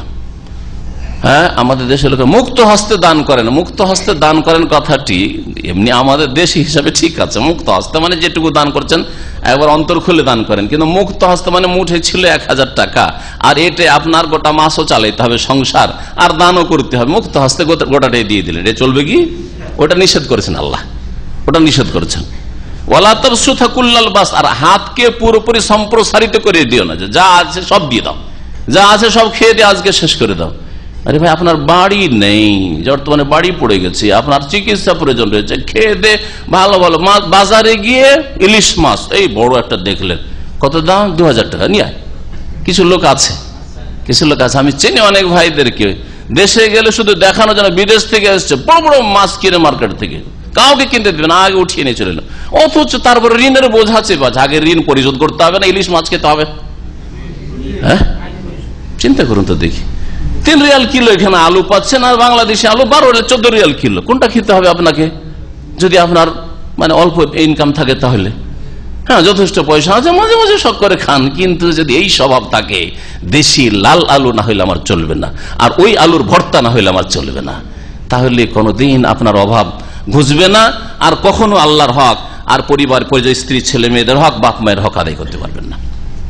আল্লাহ এই জন্য বেশি খরচ করতে নিষেধ করেছেন, যাতে তুমি ক্ষতিগ্রস্ত হয়ে যাও আর লাঞ্ছিত হয়, মানুষের হতে হয়, আর ফরজ দায়িত্ব পালন না করতে পারো। আর বখিলি, কৃপণতাও নিষেধ করছেন। ফাতাকুদা মালুমা মাহসুরা, যদি এইরকম করো তাহলে কি হবে? হয় তুমি কি হবে? বসে থাকবে কি হয়ে? মালুমান, তিরস্কৃত হয়ে, লোকেরা তিরস্কার করবে। আর না হলে কি হবে তোমার অবস্থা? মাহসুরা, অথবা তুমি নিঃস্ব হয়ে যাবে, নিঃস্ব হয়ে থাকবে। দুটো কথা বলেছেন, আর দুটোতে 2 অবস্থার কথা বর্ণনা করেছেন। তার মানে কেউ যদি কৃপণতা করে তাহলে লোকে কি করবে? তিরস্কার করবে। আর অমুকের কথা বলছেন, নাম্বার ওয়ান কৃপণ। আমাদের চোখে এর মতো কৃপণ আর পড়েনি কোনোদিন। বলবে না? বলবে না? দান খেরাত যদি না করেন, আত্মীয় স্বজনদেরকে না দেন, যা বেতন আসছে শুধু জমি কিনা কাজ, জমি কিন আর ওই বাড়ি কর, বাস। যদি এইরকম করেন তো মালুমান, লোকেরা মালামত করবে, তিরস্কার করবে, নিন্দা করবে লোকেরা। আত্মীয় স্বজন কেউ অন্তর থেকে ভালোবাসবে না, ঘৃণা করবে। বাড়িতে আপনার যদি ডাকাতি হয়ে যায়, বলে আলহামদুলিল্লাহ, এই মহাজনের বাড়ি ডাকাতি হয়েছে, ভালো হয়েছে, একটা পয়সা কাউকে দেয় না। হ্যাঁ, সুদ ছাড়া কোনো ধারই দিতে যান না, ও গ্রামবাসীর কাছে সুদ খায়, তাই না? আর যদি অসুখ বিসুখ হয়, অসুখে পড়েছে, আর কত খরচ হলো, বলে 5 লাখ টাকা অপারেশন খরচ হলো, বলে আলহামদুলিল্লাহ। বলবে না? বলবে না? হ্যাঁ, মালুমান, লোকে তিরস্কার করে, নিন্দা করবে যদি বখিলি করো তাহলে। আর যদি বেশি করে খরচ করেন তাহলে কি হবে? মাহসুরা, নিঃস্ব হয়ে থেকে যাবে। সব টাকা পয়সা খরচ করে দিয়ে 10 বছর সৌদি আরবে চাকরি করলেন, ভালো ভালো খেয়ে দিয়ে দেশে গেলেন। হ্যাঁ, কত টাকা নিয়ে আসলেন? না ভাই, কিছু নিয়ে আসতে পারিনি। কি করবেন এখন? বলছি কি করবো, আবার খেটে খাবো, না বেবি চালাবো, রিক্সা চালাবো, আবার মাহসুরা, অসহায়। মাহসুর, হাসর বলা হয় কাকে? যেই উট চলতে চলতে ক্লান্ত হয়ে বসে আর চলতে পারে না মরুভূমি, তোকে বলা হয় মাহসুর। এগুলো মাহসুরা। তো ওই রকম হয়ে যেও না। আপনি চলতে চলতে 10 বছর 20 বছর ইনকাম করলেন, শেষে দেশে গিয়ে দেখছে কিছুই করতে পারলেন না, এটা দোকানপাটও করতে পারলেন না, কোন একটা যে রুজির একটা ব্যবস্থা করবেন তাও করতে 10-20 হাজার টাকা ইনকাম আসবে, এরকম ইনকাম সোর্সও বের করতে পারলেন না। মাহসুর কারণ অপচয় করেছেন, খুব আপনি প্রয়োজনের বেশি খরচ করেছেন, সেটা আল্লাহ নিষেধ করেছেন। ইন্না রাব্বাকা ইয়াবসুতু রিজকা লিমান ইয়াশা ওয়া ইয়াকদির, নিঃসন্দেহে তোমার প্রতিপালক যার জন্য চান রিজিককে প্রশস্ত করেন, লিমান ইয়াশা ওয়া ইয়াকদির, আর সংকুচিত করেন, যার জন্য চান আল্লাহ পাক সংকুচিত করেন। কখনো এটা ভাববে না যে এই লোকটা সৎ নেক লোক, সেজন্য আল্লাহ পাক অবশ্যই তাকে দেবেন, আর অভাব হবে না। অভাব হইতে পারে, আল্লাহ তাতে হিকমত রয়েছে। নেক, ধার্মিক, আল্লাহ ভীরু, পরেশগার, আলেমে দ্বীন, হক্কানি, কোরআন এবং হাদিসের দায়ী, তার উপর অভাব হইতে পারে, এটা আল্লাহর পরীক্ষা। আবার কাফেরকে আল্লাহ যথেষ্ট দিতে পারেন, বেনামাজিকে আল্লাহ যথেষ্ট দিতে পারেন, দুনিয়া আখিরাত নয়। হ্যাঁ, আল্লাহর দুশমনকে আল্লাহর দ্বীনের বিরুদ্ধে বলছে, তাকে আল্লাহ যথেষ্ট নেতৃত্ব আর পয়সা দিতে পারেন, তাতে আল্লাহর হিকমত রয়েছে। যার জন্য চান আল্লাহ রিজিকের দ্বারকে প্রশস্ত করেন, আর যার জন্য চান একদের মানে সংকুচিত করা। এখানে কাদার একদের মানে সংকুচিত করেন, সংকীর্ণ করেন। ইন্নাহু কানা বিইবাদি খাবীরাম বাসীর। আল্লাহ পাক কখনো হিকমতবিহীন, রহস্যবিহীন কোনো কাজ করেন না। অবশ্যই রহস্য রয়েছে। আপনাকে আল্লাহ দুঃখ দিয়ে পরীক্ষা করছে, এতে আপনার রহস্য রয়েছে। কখন আল্লাহ আপনাকে সুখ দিয়েছেন, সুখ দিয়ে পরীক্ষা করেছেন, এতে রহস্য রয়েছে। যাকে যে অবস্থায় রেখেছেন তাতে হিকমত রয়েছে। আল্লাহ আপনার ছেলে সন্তান দেননি, এতে হিকমত রয়েছে। আল্লাহ কাউকে শুধু ছেলে দিয়েছে, মেয়ে দেননি, এতেও হিকমত রয়েছে। আল্লাহ নিঃসন্তান করেছেন, ওতেও হিকমত রয়েছে। আল্লাহ পাকের প্রত্যেকটি কাজে হিকমত রয়েছে, কারণ আল্লাহর 99টি নামের একটি নাম হচ্ছে আল হাকিম, প্রজ্ঞাবান। তার প্রত্যেকটি কথা, কাজ, আদেশ, নীতি সবকিছুতে হিকমত রয়েছে। ইন্নাহু কানা বিইবাদি খাবীরাম বাসীরা, কারণ আল্লাহ পাক রব্বুল আলামিন তার বান্দাদের সম্পর্কে সূক্ষ্ম খবর রাখেন এবং বসীরা, সবকিছু দেখেন, সবকিছু দেখছেন আর সূক্ষ্ম খবর রাখছেন। সুতরাং ভূগর্ভেও যদি কোনো প্রাণী থাকে, আল্লাহ রিজিক পৌঁছান, কখনো কম পৌঁছান, কখনো বেশি পৌঁছান, কিন্তু পৌঁছান। ওমা মিন দাব্বাতিন ফিল আরদি ইল্লা আলাল্লাহি রিজকুহা ওয়ালা তাকতুলু আওলাদাকুম খাশিয়াতা ইমলাক। আল্লাহ পাকের আরেকটি নির্দেশ হচ্ছে যে তোমরা তোমাদের সন্তানদেরকে হত্যা করো না, খাশিয়াতা ইমলাক, দারিদ্র্যের ভয়ে। দারিদ্র্যের ভয়, এখানে আল্লাহ দারিদ্র্যের ভয়ে বলেছেন, মানে দারিদ্র নেই, কিন্তু দারিদ্রকে ভয় করে ছেলে মেয়েকে হত্যা করছে। জাহিলিয়াতের যুগে ছেলে মেয়ে ভূমিষ্ঠ হওয়ার পর হত্যা করত, আর মডার্ন জাহিলিয়াতের যুগে যেহেতু সায়েন্স উন্নতি করেছে, মেডিকেল উন্নতি করেছে, পেটে বাচ্চা দেখে নেওয়ার পরে আরে বাচ্চা মেয়ে নিয়ে লাভটা কি, অ্যাবর্শন করে দাও, বাচ্চা নষ্ট করে দাও। অথবা বাচ্চা ধরে গেছে আর বাচ্চা নেওয়ার নিয়ত উদ্দেশ্য ছিল না, আরে মুশকিল হয়ে গেল রে, দুটো মনে করেছিলাম দুটোর বেশি নেব না বা একটার বেশি নেব না, আর মোটেই নেব না, তখন কি করে হাসপাতালে গিয়ে নাউজুবিল্লাহ বাচ্চাটাকে ধ্বংস করে ফেলে, আবর্ষণ করে। এরাও খুনি, মনে রাখবেন। এই কথা নয় যে রাসূলুল্লাহ সাল্লাল্লাহু আলাইহি ওয়াসাল্লামের পুরো জামানায় শুধু মেয়েদেরকে হত্যা করা হতো আর দাফন করা হতো, এরাও দাফন করছে, এরাও কাবিরা গুনাহ করছে, মনে রাখবেন। আর এর চাইতে বেশি উন্নত জাহিলিয়াতের যুগের লোক, উন্নত জাহিলিয়াতের যুগের লোক কারা? যারা পরিবার পরিকল্পনার নামে, জন্ম নিয়ন্ত্রণের নামে, ফ্যামিলি প্ল্যানিং এর নামে তারা কি করছে, বাচ্চা বেশি নেব না, বিয়ে করব 30 থেকে 40 বছর বয়সে, আর বিয়ে করার পরে প্রথম বাচ্চা নেব বিয়ের 5 বছর 7 বছর পরে, কারণ কিছুদিন ভোগ করতে হবে। বাচ্চা হয়ে গেলে পরে স্বামী স্ত্রী সম্ভোগটাতে বাধা সৃষ্টি হবে, এই বাহানায় আরো 5-7 বছর গেল। আর তারপরে একটা বাচ্চা নেওয়ার পরে আর এই বাচ্চাটা বড় হয়ে যা কত 10 বছর 12 বছর হোক, আর তারপরে আর একটা বাচ্চা, ওই করতে করতে তো 60 বছর 50 বছর পৌঁছে গেল, আর নিয়ত আছে একটা অথবা দুটা নেব না। আর এই স্লোগান জাহিলিয়াতের, মডার্ন জাহিলিয়াতের স্লোগান, আমরা দুজন আমাদের দুটি, আমরা দুজন, আমরা দুজন আমাদের দুটি, ছোট্ট সংসার মজার কুটি। শুনেছেন না শোনেন নাই? এগুলি হচ্ছে স্লোগান, দেয়ালে দেয়ালে লিখা। আমি দেয়াল থেকে পড়ে বলছি, নিজে বানিয়ে বলছি না। জি হ্যাঁ, জি, এগুলো হচ্ছে নবজাহিলিয়াত, নতুন যুগের বর্বরতা আর নতুন যুগের অজ্ঞতা। এরাও খুনি, কিন্তু কেউ ডাইরেক্ট খুন করছে, কেউ ইনডাইরেক্ট খুন করছে। ওয়ালা তাকতুলু আওলাদাকুম, তোমাদের সন্তানদেরকে হত্যা করিও না, খাশিয়াতা ইমলাক, দারিদ্র্যের ভয়। বেশি ছেলে মেয়ে হলে পড়াইতে পারবো না, বেশি ছেলে মেয়ে হয়ে গেলে খাওয়াতে পারবো না, বেশি ছেলে মেয়ে হলে চিকিৎসা দিতে পারবো না, বেশি ছেলে মেয়ে হলে এত বাড়ি ঘর করতে করবো, আর এত টাকা করতে ইনকাম করবো। রাজ্জাক তুমি না, তুমি আব্দুর রাজ্জাক? রাজ্জাক তো আল্লাহ পাক। এই বিশ্বাস নেই, ইমানে ত্রুটি রয়েছে, ইমানে ত্রুটি রয়েছে। আল্লাহ পাক বলছেন নাহনু নারযুকুহুম ওয়া ইয়্যাকুম, ওদেরকেও রিজিক আমি দিই আর ইয়্যাকুম তোমাদেরকেও রিজিক দিই। আরে বাপ মা, তোমাদেরকেও তো রিজিক আমি দিচ্ছি, তোমাদের কে দিচ্ছে? তোমার বাপ মা দিচ্ছে, তো বাপ মা তো মারা গেছে। আর যার বাপ মা মারা যায়, এতিম যা নাবালক অবস্থায়, ওকে আল্লাহ মানুষ করেন না? আর বড় বড় ব্যক্তি হয় না, বড় বড় আলেম তৈরি হয়, বড় বড় স্কলার তৈরি হয়, বড় বড় ডাক্তার ইঞ্জিনিয়ার তৈরি হচ্ছে, বড় বড় শাসক তৈরি হচ্ছে, অথচ এতিম, সে এতিম হয়ে জন্মেছিল। তো আল্লাহ তো রাজ্জাক, রিজিক দাতা আল্লাহ। তোমাদেরকেও রিজিক দিই আর ওদেরকেও রিজিক। এখানে ওদের কথাটা আগে উল্লেখ করেছেন, কারণ এখানে আসলে অভাব ছিল না। 2 শ্রেণীর মানুষ আছে। এক শ্রেণীর মানুষের কথা এখানে উল্লেখ করেছেন যে অভাব নেই, আসলে আছে, চলার মতো যথেষ্ট আছে, যে আয় ইনকাম করছে তা দিয়ে 5টা 10টা ছেলের খাবার জুটাতে পারবে, কিন্তু ভয় করছে যে আর বেশি ছেলে মেয়ে হইলে খাওয়াবো কি করে, সেই জন্য বেশি বাচ্চা নিচ্ছে না, 2টো বাচ্চা নিচ্ছে, একটা নিচ্ছে। তো অভাব নেই, অভাবের আশঙ্কা করছে। এই জন্য আল্লাহ বলছেন যে আশঙ্কা করছে যে বেশি ছেলে মেয়ে চলে আসলে খাওয়াইতে পারে, ওদেরকেও আমি রিজিক দিই। ওদের কথা আগে উল্লেখ করেন, আর তোমাদেরকেও আগে রিজিক দিই, তোমাদেরকেও রিজিক দিই। তারপর আল্লাহ উল্লেখ করেছেন সূরা আনআমে, এই আয়াতটাকে একটু অন্যরকম ভাবে আল্লাহ উল্লেখ করেছেন।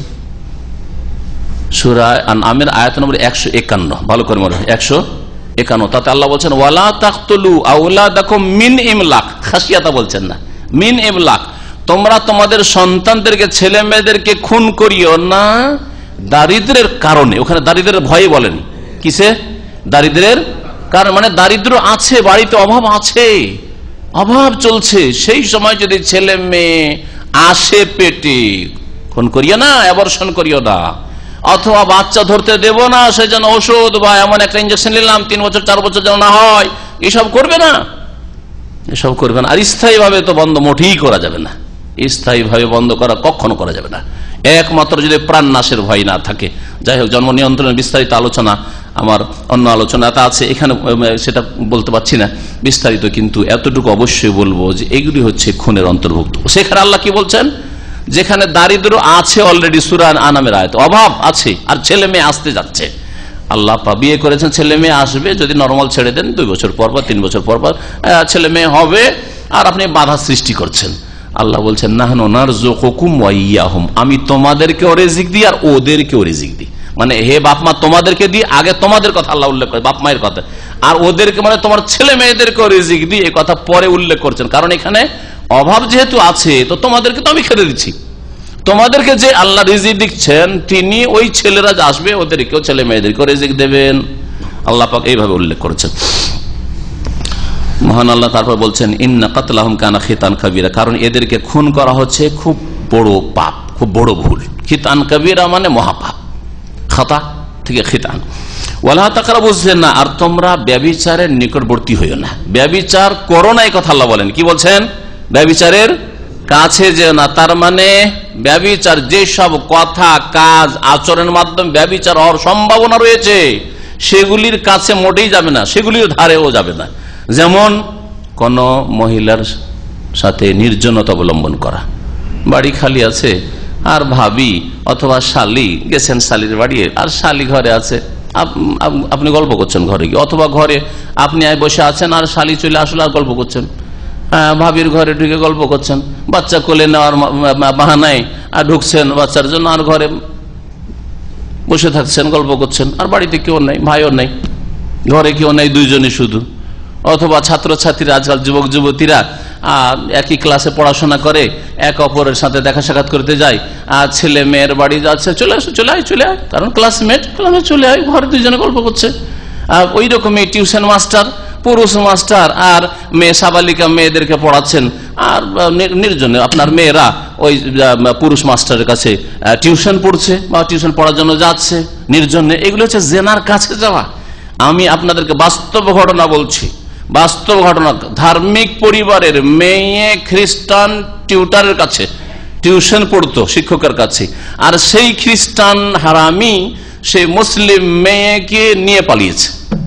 আজকে থেকে 20-25-30 বছর আগের ঘটনা, অবাস্তব কোন কথা বলি না। তাহলে এগুলো জেনার কাছে যাওয়া না, যাওয়া নাই। আর এখন সেই লোক, যেই লোকের মেয়ে এইভাবে পালায়ন করেছে খ্রিস্টান, সেই লোক যেহেতু অনেক বড় ধনী লোক, অনেক বড় ধনী লোক, যার ফলে এখন ওই মেয়ে কেস করেছে, ওই মেয়ে খ্রিস্টান হয়ে গেছে আর খ্রিস্টানের সাথে সংসার করছে 30 বছর ধরে। বাপের বিরুদ্ধে মায়ের বিরুদ্ধে কেস করেছে তার জমি জায়গা সম্পদ থেকে টাকা পয়সা থেকে ভাগ নেওয়ার জন্য, অরিস হওয়ার জন্য। জি হ্যাঁ, জেনার কাছে যেও না। জেনার কাছে যাওয়া হচ্ছে আপনার প্রয়োজনের বেশি কোনো বেগানা মহিলার সাথে কথা বলা, বেগানা পুরুষের সাথে কোনো মহিলার কথা বলা। জেনার কাছে যাওয়া হচ্ছে একাই মহিলার সফর করা, ঢাকা থেকে টান দিল মহিলা, নাইট কোচে উঠলো, আর কোথায় সকাল হইতে হইতে বাড়ি পৌঁছে যাওয়া, অসুবিধার কাছে সবাই তো বসে আছে। জেনার কাছে যাওয়া আমার নিজের চোখে দেখেছে। আমি সন্ধ্যাবেলা মাগরিব হতে যাচ্ছে আর বাসে উঠেছি, আরে একটা মহিলা, হিন্দু মহিলা উঠে আছে, বসে আছে, একাই বসে আছে। কন্ডাক্টর দেখলো যে আর বাসে তো বেশি 4-5টা মাত্র প্যাসেঞ্জার আছে, একটু একটু অন্ধকার হতে যাচ্ছে, ওর পাশে গিয়ে বসে গেল আর এমন আচরণ করা শুরু করলো। মহিলাকে বলছে চলো এখানে নেমে যায়, চলো এখানে নেমে যায়, নাউজুবিল্লাহ। আর মহিলা যদিও ওই খারাপ নয়, কোনো মতে নামতে চাইছে না, এমন মনে হচ্ছে জবরদস্তি নামিয়ে নিবে। আর আমি যেহেতু সফরে আছি, কিছু বলার ক্ষমতা নেই সেখানে, আমিও মুসাফির, স্থানীয় লোক না যে ওখানে কোনো অ্যাকশন নেওয়া যেতে পারে। আল্লাহু আকবার। এইরকম ঘটনা ঘটছে একাই মহিলাদের সফর করার কারণে। আর ধর্ষিতা হচ্ছে এসব ঘটনা আপনারা আমার চেয়ে বেশি জানেন, একা সফরের জন্য। এগুলো হচ্ছে জেনার কাছে যাওয়া। যদিও সহি সালামত আপনার মেয়ে বাড়ি পৌঁছায়, এখান থেকে আমেরিকা কানাডা পড়ার জন্য মেয়েকে বহু এখানকার বাংলাদেশের স্কুলে লেখাপড়া করা মেয়েদেরকে পাঠিয়ে দিচ্ছে। একা মেয়েকে কোথায় মালয়েশিয়ায় লেখাপড়া করে, নয় কানাডায় লেখাপড়া করে, আউযুবিল্লাহ। অথচ বাপ মারাকে দেখি যে এরা নামাজি। আশ্চর্য লাগে যে কি করে তার আত্মমর্যাদা গায়রাত বরদাস্ত করলো যে আমার মেয়ে 18 বছর, 25 বছরের মেয়ে, 20 বছরের মেয়ে একাই কানাডা আমেরিকা 5000-10,000 কিলোমিটার দূরে লেখাপড়া করার জন্য যাবে। আমাকে যদি বলা হয় যে এখান থেকে রিয়াজে পড়াশোনা করার জন্য যাবে, তবুও তো আমি ছাড়বো না, একাই রেখে আসবো, নিয়ে আসবো সাথে করে। এটা কেমন ইমান হলো? নামাজ রোজার নাম শুধু ইসলাম? ওয়ালা তাকরাবুজ জিনা, জেনার কাছে পাঠিয়ে দেওয়া ছেলে মেয়েদেরকে এভাবে একাই লেখাপড়ার জন্য কোথাও পাঠিয়ে দেওয়া।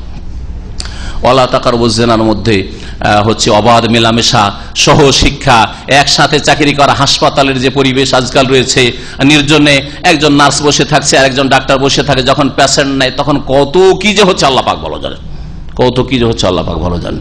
আর এইরকম কিছু আমাদের নজরে পড়েছে যা বলা বড়ই মুশকিল। আর সময়ের স্বল্পতা রয়েছে, হাদিস ওয়ালা হারাজ, এই বিষয়ে যা বলবেন তাই ঠিক। কথা বুঝতে পেরেছেন? আল্লাহ পাক হেফাজত করেন। তো আল্লাহ পাক রব্বুল আলামিন বলছেন জেনার কাছে যেও না, ইন্নাহু কানা ফাহিশা, কারণ জেনা হচ্ছে ফাহিশা, বড়ই অশ্লীল কাজ। ওয়াসা সাবিলা, আর খুব মন্দ রাস্তা, খুব মন্দ রাস্তা। এই রাস্তার মধ্যে দিন দুনিয়া সবকিছু ধ্বংস হয়, মান সম্মান নষ্ট হয়, শরীর স্বাস্থ্য নষ্ট হয়, বহু রোগ আজকাল সৃষ্টি হয়েছে এই জেনা ব্যভিচারের কারণে, এডস এর মতো রোগ, আর এইরকম বহু মহামারী। আর আল্লাহ পাক রব্বুল আলামিন আযাব তো আখিরাতের রয়েছেই।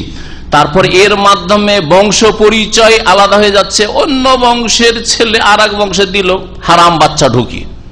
বিশেষ করে বিবাহিতা মেয়ের সাথে জেনা করে তো লোকেরা ভাবলো যে এটা অমুকের ছেলে বা মেয়ে, আসলে অমুকের নয়, ও জেনা করে অন্য বংশের ছেলে নিয়ে এসে ঢুকিয়েছে। এর মাধ্যমে কত বড় অপরাধ করলো যে এই ছেলে অন্য বংশের, এর ধন সম্পদে ভাগই পাবে না, কিন্তু ভাগ দিতে হচ্ছে, কারণ ও তো বাহ্যিক দেখছে আমার স্ত্রী, তো এটা আমারই বাচ্চা, আমার স্ত্রী হয়েছে, কিন্তু আসলে তো জেনা করা বাচ্চা, তার ভাগ পায় না এর কাছে, ও তো বীর্য হচ্ছে অন্য বংশের। বুঝতে পারছেন কথা আমার? তাহলে এইরকম বহু অপরাধ জেনার মধ্যে, ব্যভিচারের মধ্যে রয়েছে।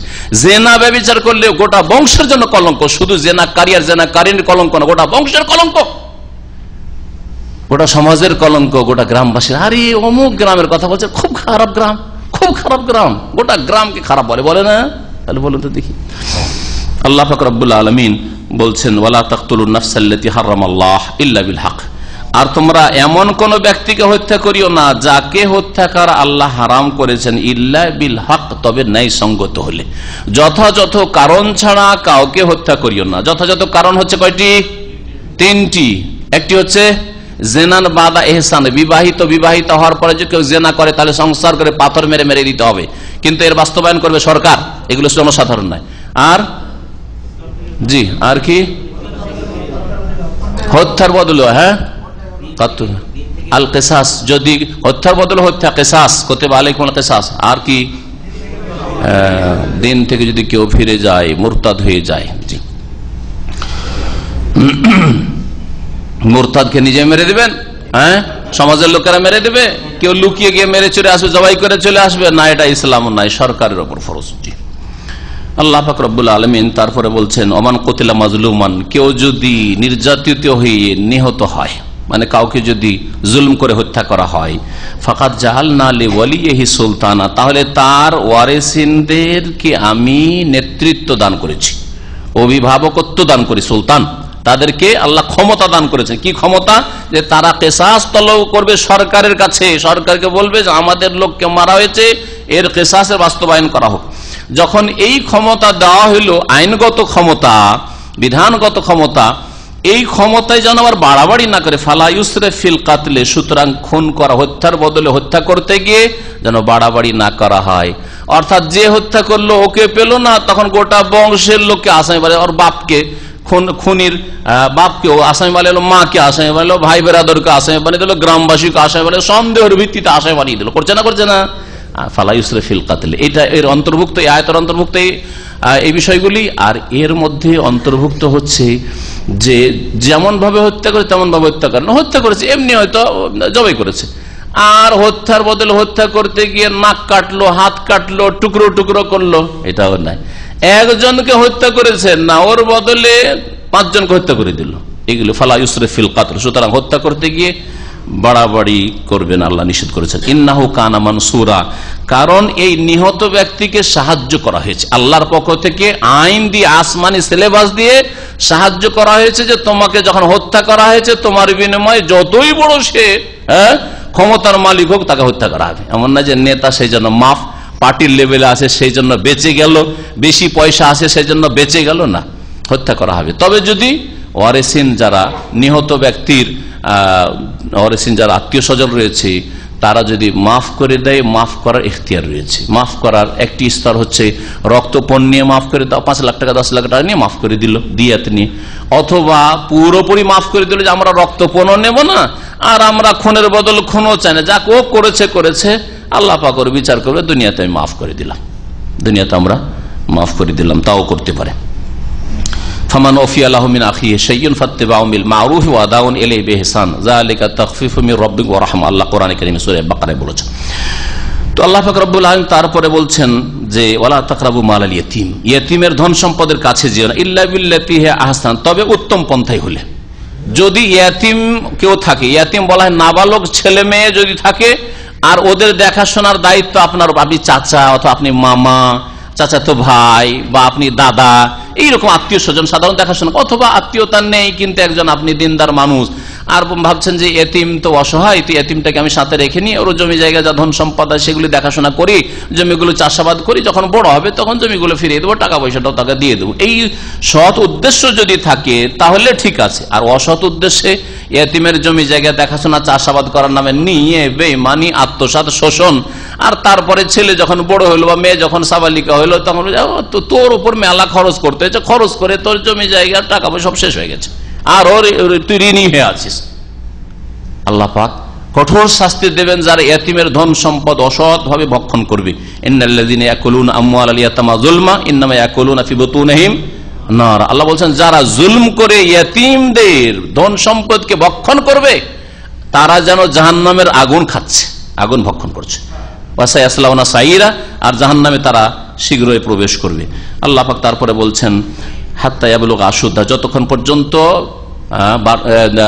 যৌবনে পৌঁছেনি বা সাবালক হয়নি। যখন সাবালক হয়ে যাবে, সাবালিক হয়ে যাবে, আর তারা দেখাশোনা করতে পারবে জমি জায়গা ধন সম্পদ বা টাকা পয়সা, তখন তাদের হাতে ফিরিয়ে দাও যে তোমার এই বাবার পরিত্যক্ত এই ধন সম্পদ ছিল নিয়ে যাও। ও আউফু বিল আহাদ, তারপর আর একটি আল্লাহ পাকের হেদায়েত হচ্ছে যে তোমরা চুক্তি পূরণ করো।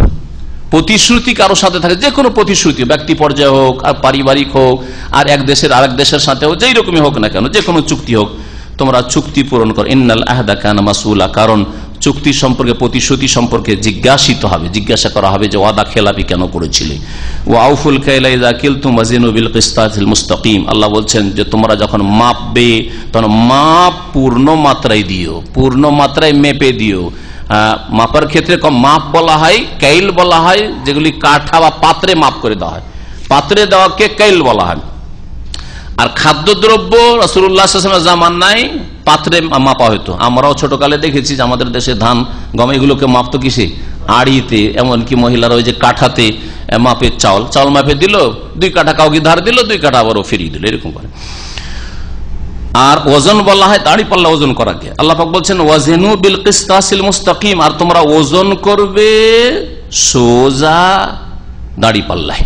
কিসতাস বলা হয় আপনার দাড়ি পাল্লাকে, আর মুস্তাকিম মানে সোজা, সোজা দাড়ি পাল্লা, মানে দাড়ি পাল্লাতে যাতে দাড়ি মারার কোনো চান্স না থাকে, যে একটা পাল্লাকে একটু ভারী করে রেখেছেন, অথবা আপনি এমন আপনার হাতের সাফাই রয়েছে যে এমন ভাবে ঝুঁকেই দিলেন যে তাতে প্রত্যেকবারে আপনি 200-400 গ্রাম আপনি মেরে নিচ্ছেন। আর বিশেষ করে দামি জিনিস যদি স্বর্ণ হয়, চাঁদি হয়, এগুলি মাপার ক্ষেত্রে হয়, এইগুলোর ক্ষেত্রেও দাড়ি মারা আমাদের দেশে সামান্য জিনিসগুলিতে চলছে, 2-4 পয়সার জিনিসগুলিতে তো এগুলোতে চলতেই পারে। আল্লাহ পাক কঠোরভাবে নিষেধ করেছেন, কারণ এতে মানুষের বরকত ধ্বংস হয়ে যায়। যালিকা খায়রুন, এই হচ্ছে কল্যাণ, যদি তোমরা দাড়ি পাল্লা ঠিক করে দাও তাহলে। ও আহসানু তাউইলা, আর পরিণামের দিক থেকে সবচেয়ে উৎকৃষ্ট। ওয়ালা তাকফু মা লাইসা লাকা বিহি ইলম, আর যে সম্পর্কে তোমার জ্ঞান নেই সে সম্পর্কে তার তুমি অনুসরণ করিও না। কোন বিষয় সম্পর্কে জানা না থাকলে কথা বলিও না, সে ধর্মের বিষয় হোক, মাসলা জানা নেই, ফতোয়াবাজি করছেন। যেমন আমাদের দেশের মসজিদের অধিকাংশ ইমাম আর মোল্লারা, মুফতিরা আর যারা মিলাদ করে বেড়ায় তাদের অবস্থা, দলিল কিছু জানে না, কেমন ফতোয়া দেয়, দেশাচার যেমন দেশে চলছে ওইরকম ফতোয়া দিয়ে দেয়। কেন বললেন? বলছে যে এইটাই তো শুনে আসছি, হ্যাঁ শুনে এসে ফতোয়া দিব, এটাই শুনে আসছে, ওইরকম ফতোয়া দিবে, যেমন বাজারে চলছে ওইরকম তাদের ফতোয়া। যেই সম্পর্কে কোরআন এবং হাদিসের জ্ঞান নেই ফতোয়া দেবে না। ওয়ালা তাকফুর, অনুসরণ করবে না, মানে ওই রকম কথা বলবে না, মুখ খুলবে না। এইরকম দুনিয়ার ক্ষেত্রেও চলাফেরা, আচরণের ক্ষেত্রে যে সম্পর্কে তোমার জ্ঞান নেই, অনুমান ভিত্তিক কথা বলবে না। লোক মুখে শুনলে যে আরে অমুকের মেয়েটা খারাপ, আর তুমি বলা শুরু করলে আরে শুনেছি অমুকের মেয়ে খারাপ, অমুকের স্ত্রী খারাপ, অমুকের ছেলেরা খারাপ, এরকম নাকি কি করেছে, শোনার পরে কোনো তদন্ত নেই, কিচ্ছু নেই, বলে ওয়ালা তাকফু মা লাইসা লাকা বিহি ইলম। এইরকমই যদি রাস্তাঘাট সম্পর্কে না জানা থাকে, আপনাকে একটা লোক জিজ্ঞাসা ভাই এখান থেকে আমি রিয়াদ যাবো, কোন রাস্তা ধরবো, জানেন না, নতুন মানুষ, বলেন জানি না, এটা ভালো, তা না করে বলেন এইদিকে চলে যান, উল্টো দিকে বাহরাইন পৌঁছিয়ে দিলেন ওকে, হ্যাঁ ধরিয়ে দিলেন, জুবাইল রাস্তা ধরিয়ে ওকে খাবজি কুয়েত পৌঁছে দিলেন। কত বড় অন্যায় কাজ করলেন আপনি, হ্যাঁ 10-20-50 কিলোমিটার হয়রান হলে বেচারা আপনার ভুল তথ্য দেওয়ার কারণে। ওয়ালা তাকফু মা লাইসা লাকা বিহি, যে সম্পর্কে জ্ঞান নেই সে সম্পর্কে অনুসরণ করিও না, মানে বলিও না। কাফা ইয়াকফু মানে অনুসরণ করা, শাব্দিক অর্থ। আল্লাহ পাক রব্বুল আলামিন তারপরে বলছেন ইন্নাস সামআ ওয়াল বাসারা ওয়াল ফুআদা কুল্লু উলাইকা কানা আনহু মাসউলা, নিশ্চয়ই শ্রবণ শক্তি, দৃষ্টি শক্তি আর হৃদয়, এই সমস্ত কে, কুল্লু উলাইকা, সমস্ত কে, কুল্লু উলাই কানা আনহু মাসউলা, এই বিষয়গুলি সম্পর্কে জিজ্ঞাসা করা হবে।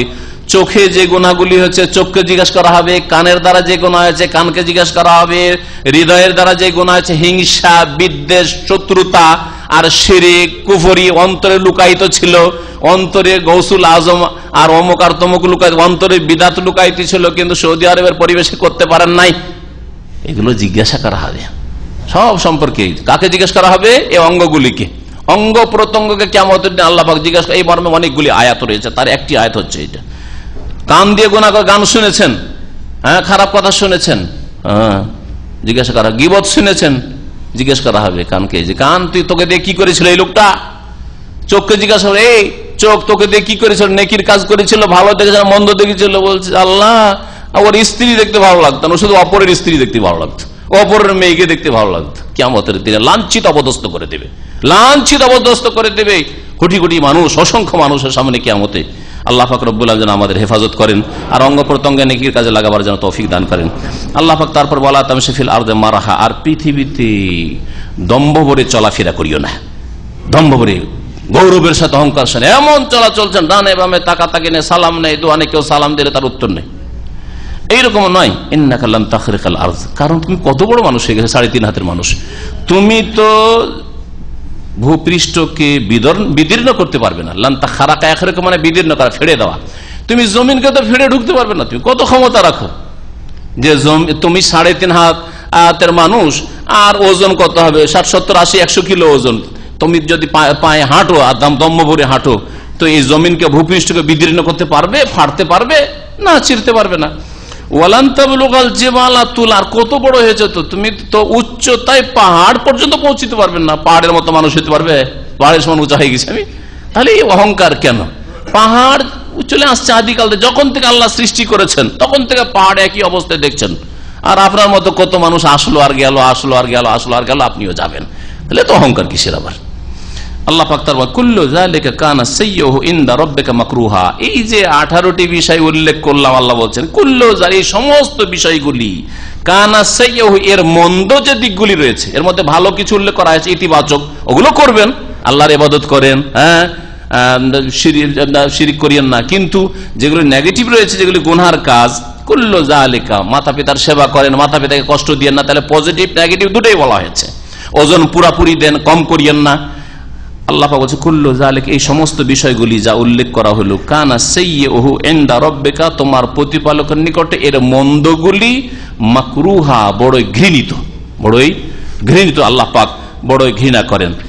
তারপরে আল্লাহ পাক বলছেন যালিকা মিম্মা আওহা ইলাইকা রাব্বুকা মিনাল হিকমা, এই হচ্ছে ওই সব কথার অন্তর্ভুক্ত যা আল্লাহ পাক হে নবী মুহাম্মদ সাল্লাল্লাহু আলাইহি ওয়াসাল্লাম তোমার রব তোমার প্রতি ওহী করেছেন। আওহা ইলাইকা রাব্বুক, তোমার প্রতিপালক ওহী করেছেন। মিনাল হিকমতে, তার প্রজ্ঞা থেকে, তার হিকমতের বাণী থেকে। ওয়ালা তাজাল মা আল্লাহি ইলাহান আখার, সুতরাং তুমি আল্লাহর সাথে, এ মানুষ তুমি আল্লাহর সাথে অন্য কোন উপাস্য সাব্যস্ত করিও না, স্থির করিও না। ফাতুলকা ফি জাহান্নামা মালুমা মাদহুরা, না হইলে তোমাকে নিক্ষেপ করা হবে জাহান্নামে তিরস্কৃত অবস্থায়। মালুমান, মালামত মানে হচ্ছে তিরস্কৃত, আর মাদহুরা মানে ধিক্কৃত অবস্থায়। ধিক্কার দেওয়া হবে, ধাক্কা দিয়ে ফেলে দেওয়া হবে, কোন জায়গায় কোনো রহমত পাবে না, দয়া পাবে না, মায়া পাবে না, এই অবস্থায় জাহান্নামে নিক্ষেপ করা হবে। আল্লাহ পাক রব্বুল আলামিন এই 18টি বিষয় শুরু করেছেন কি দিয়ে? তাওহীদ আর শিরক দিয়ে। তাওহীদ প্রতিষ্ঠা করো, শিরক করিও না। আর শেষ করেছেন, সমাপ্ত করেছেন কি দিয়ে? এইটাই, ওয়ালা তাজআল মা আল্লাহি ইলাহান আখার ফাতুলকা ফি জাহান্নাম মালুমা মাদহুর, আল্লাহর সাথে শিরক করিও না, ইলাহ সাব্যস্ত করিও না। আল্লাহর হক অন্য কাউকে দিয়ে দাও, দেবদেবীকে দিয়ে দাও না, দরগাহকে দিয়ে দিও না, পীরকেও দিয়ে দিও না, রসুলকে দিয়ে দিও না, ওলিকে দিয়ে দিও না, জীবিতকে দিও না, মৃতকে দিও না। না হলে জাহান্নামে লাঞ্ছিত অপদস্থ অবস্থায় ধিক্কৃত হয়ে জ্বলতে থাকবে।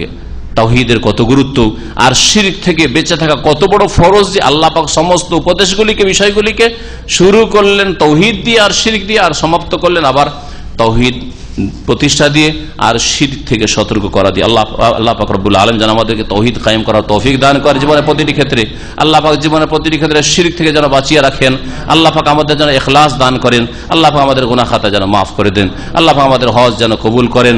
আল্লাহ পাক আমাদের নেক আমল যেন কবুল করেন। আল্লাহ পাক রব্বুল আলামিন আমাদেরকে যতদিন দুনিয়া রাখবেন যেন সুস্থ রাখেন, সার্বিক কল্যাণ দান করেন, আর আখিরাতে আল্লাহ পাক সার্বিক কল্যাণ যেন দান করেন, জান্নাতুল ফিরদৌস যেন আমাদেরকে দান করেন। সুবহান রাব্বিকা রাব্বিল ইজ্জাতি আম্মা ইয়াসিফুন ওয়া সালামুন আলাল মুরসালিন ওয়ালহামদুলিল্লাহি রাব্বিল আলামিন।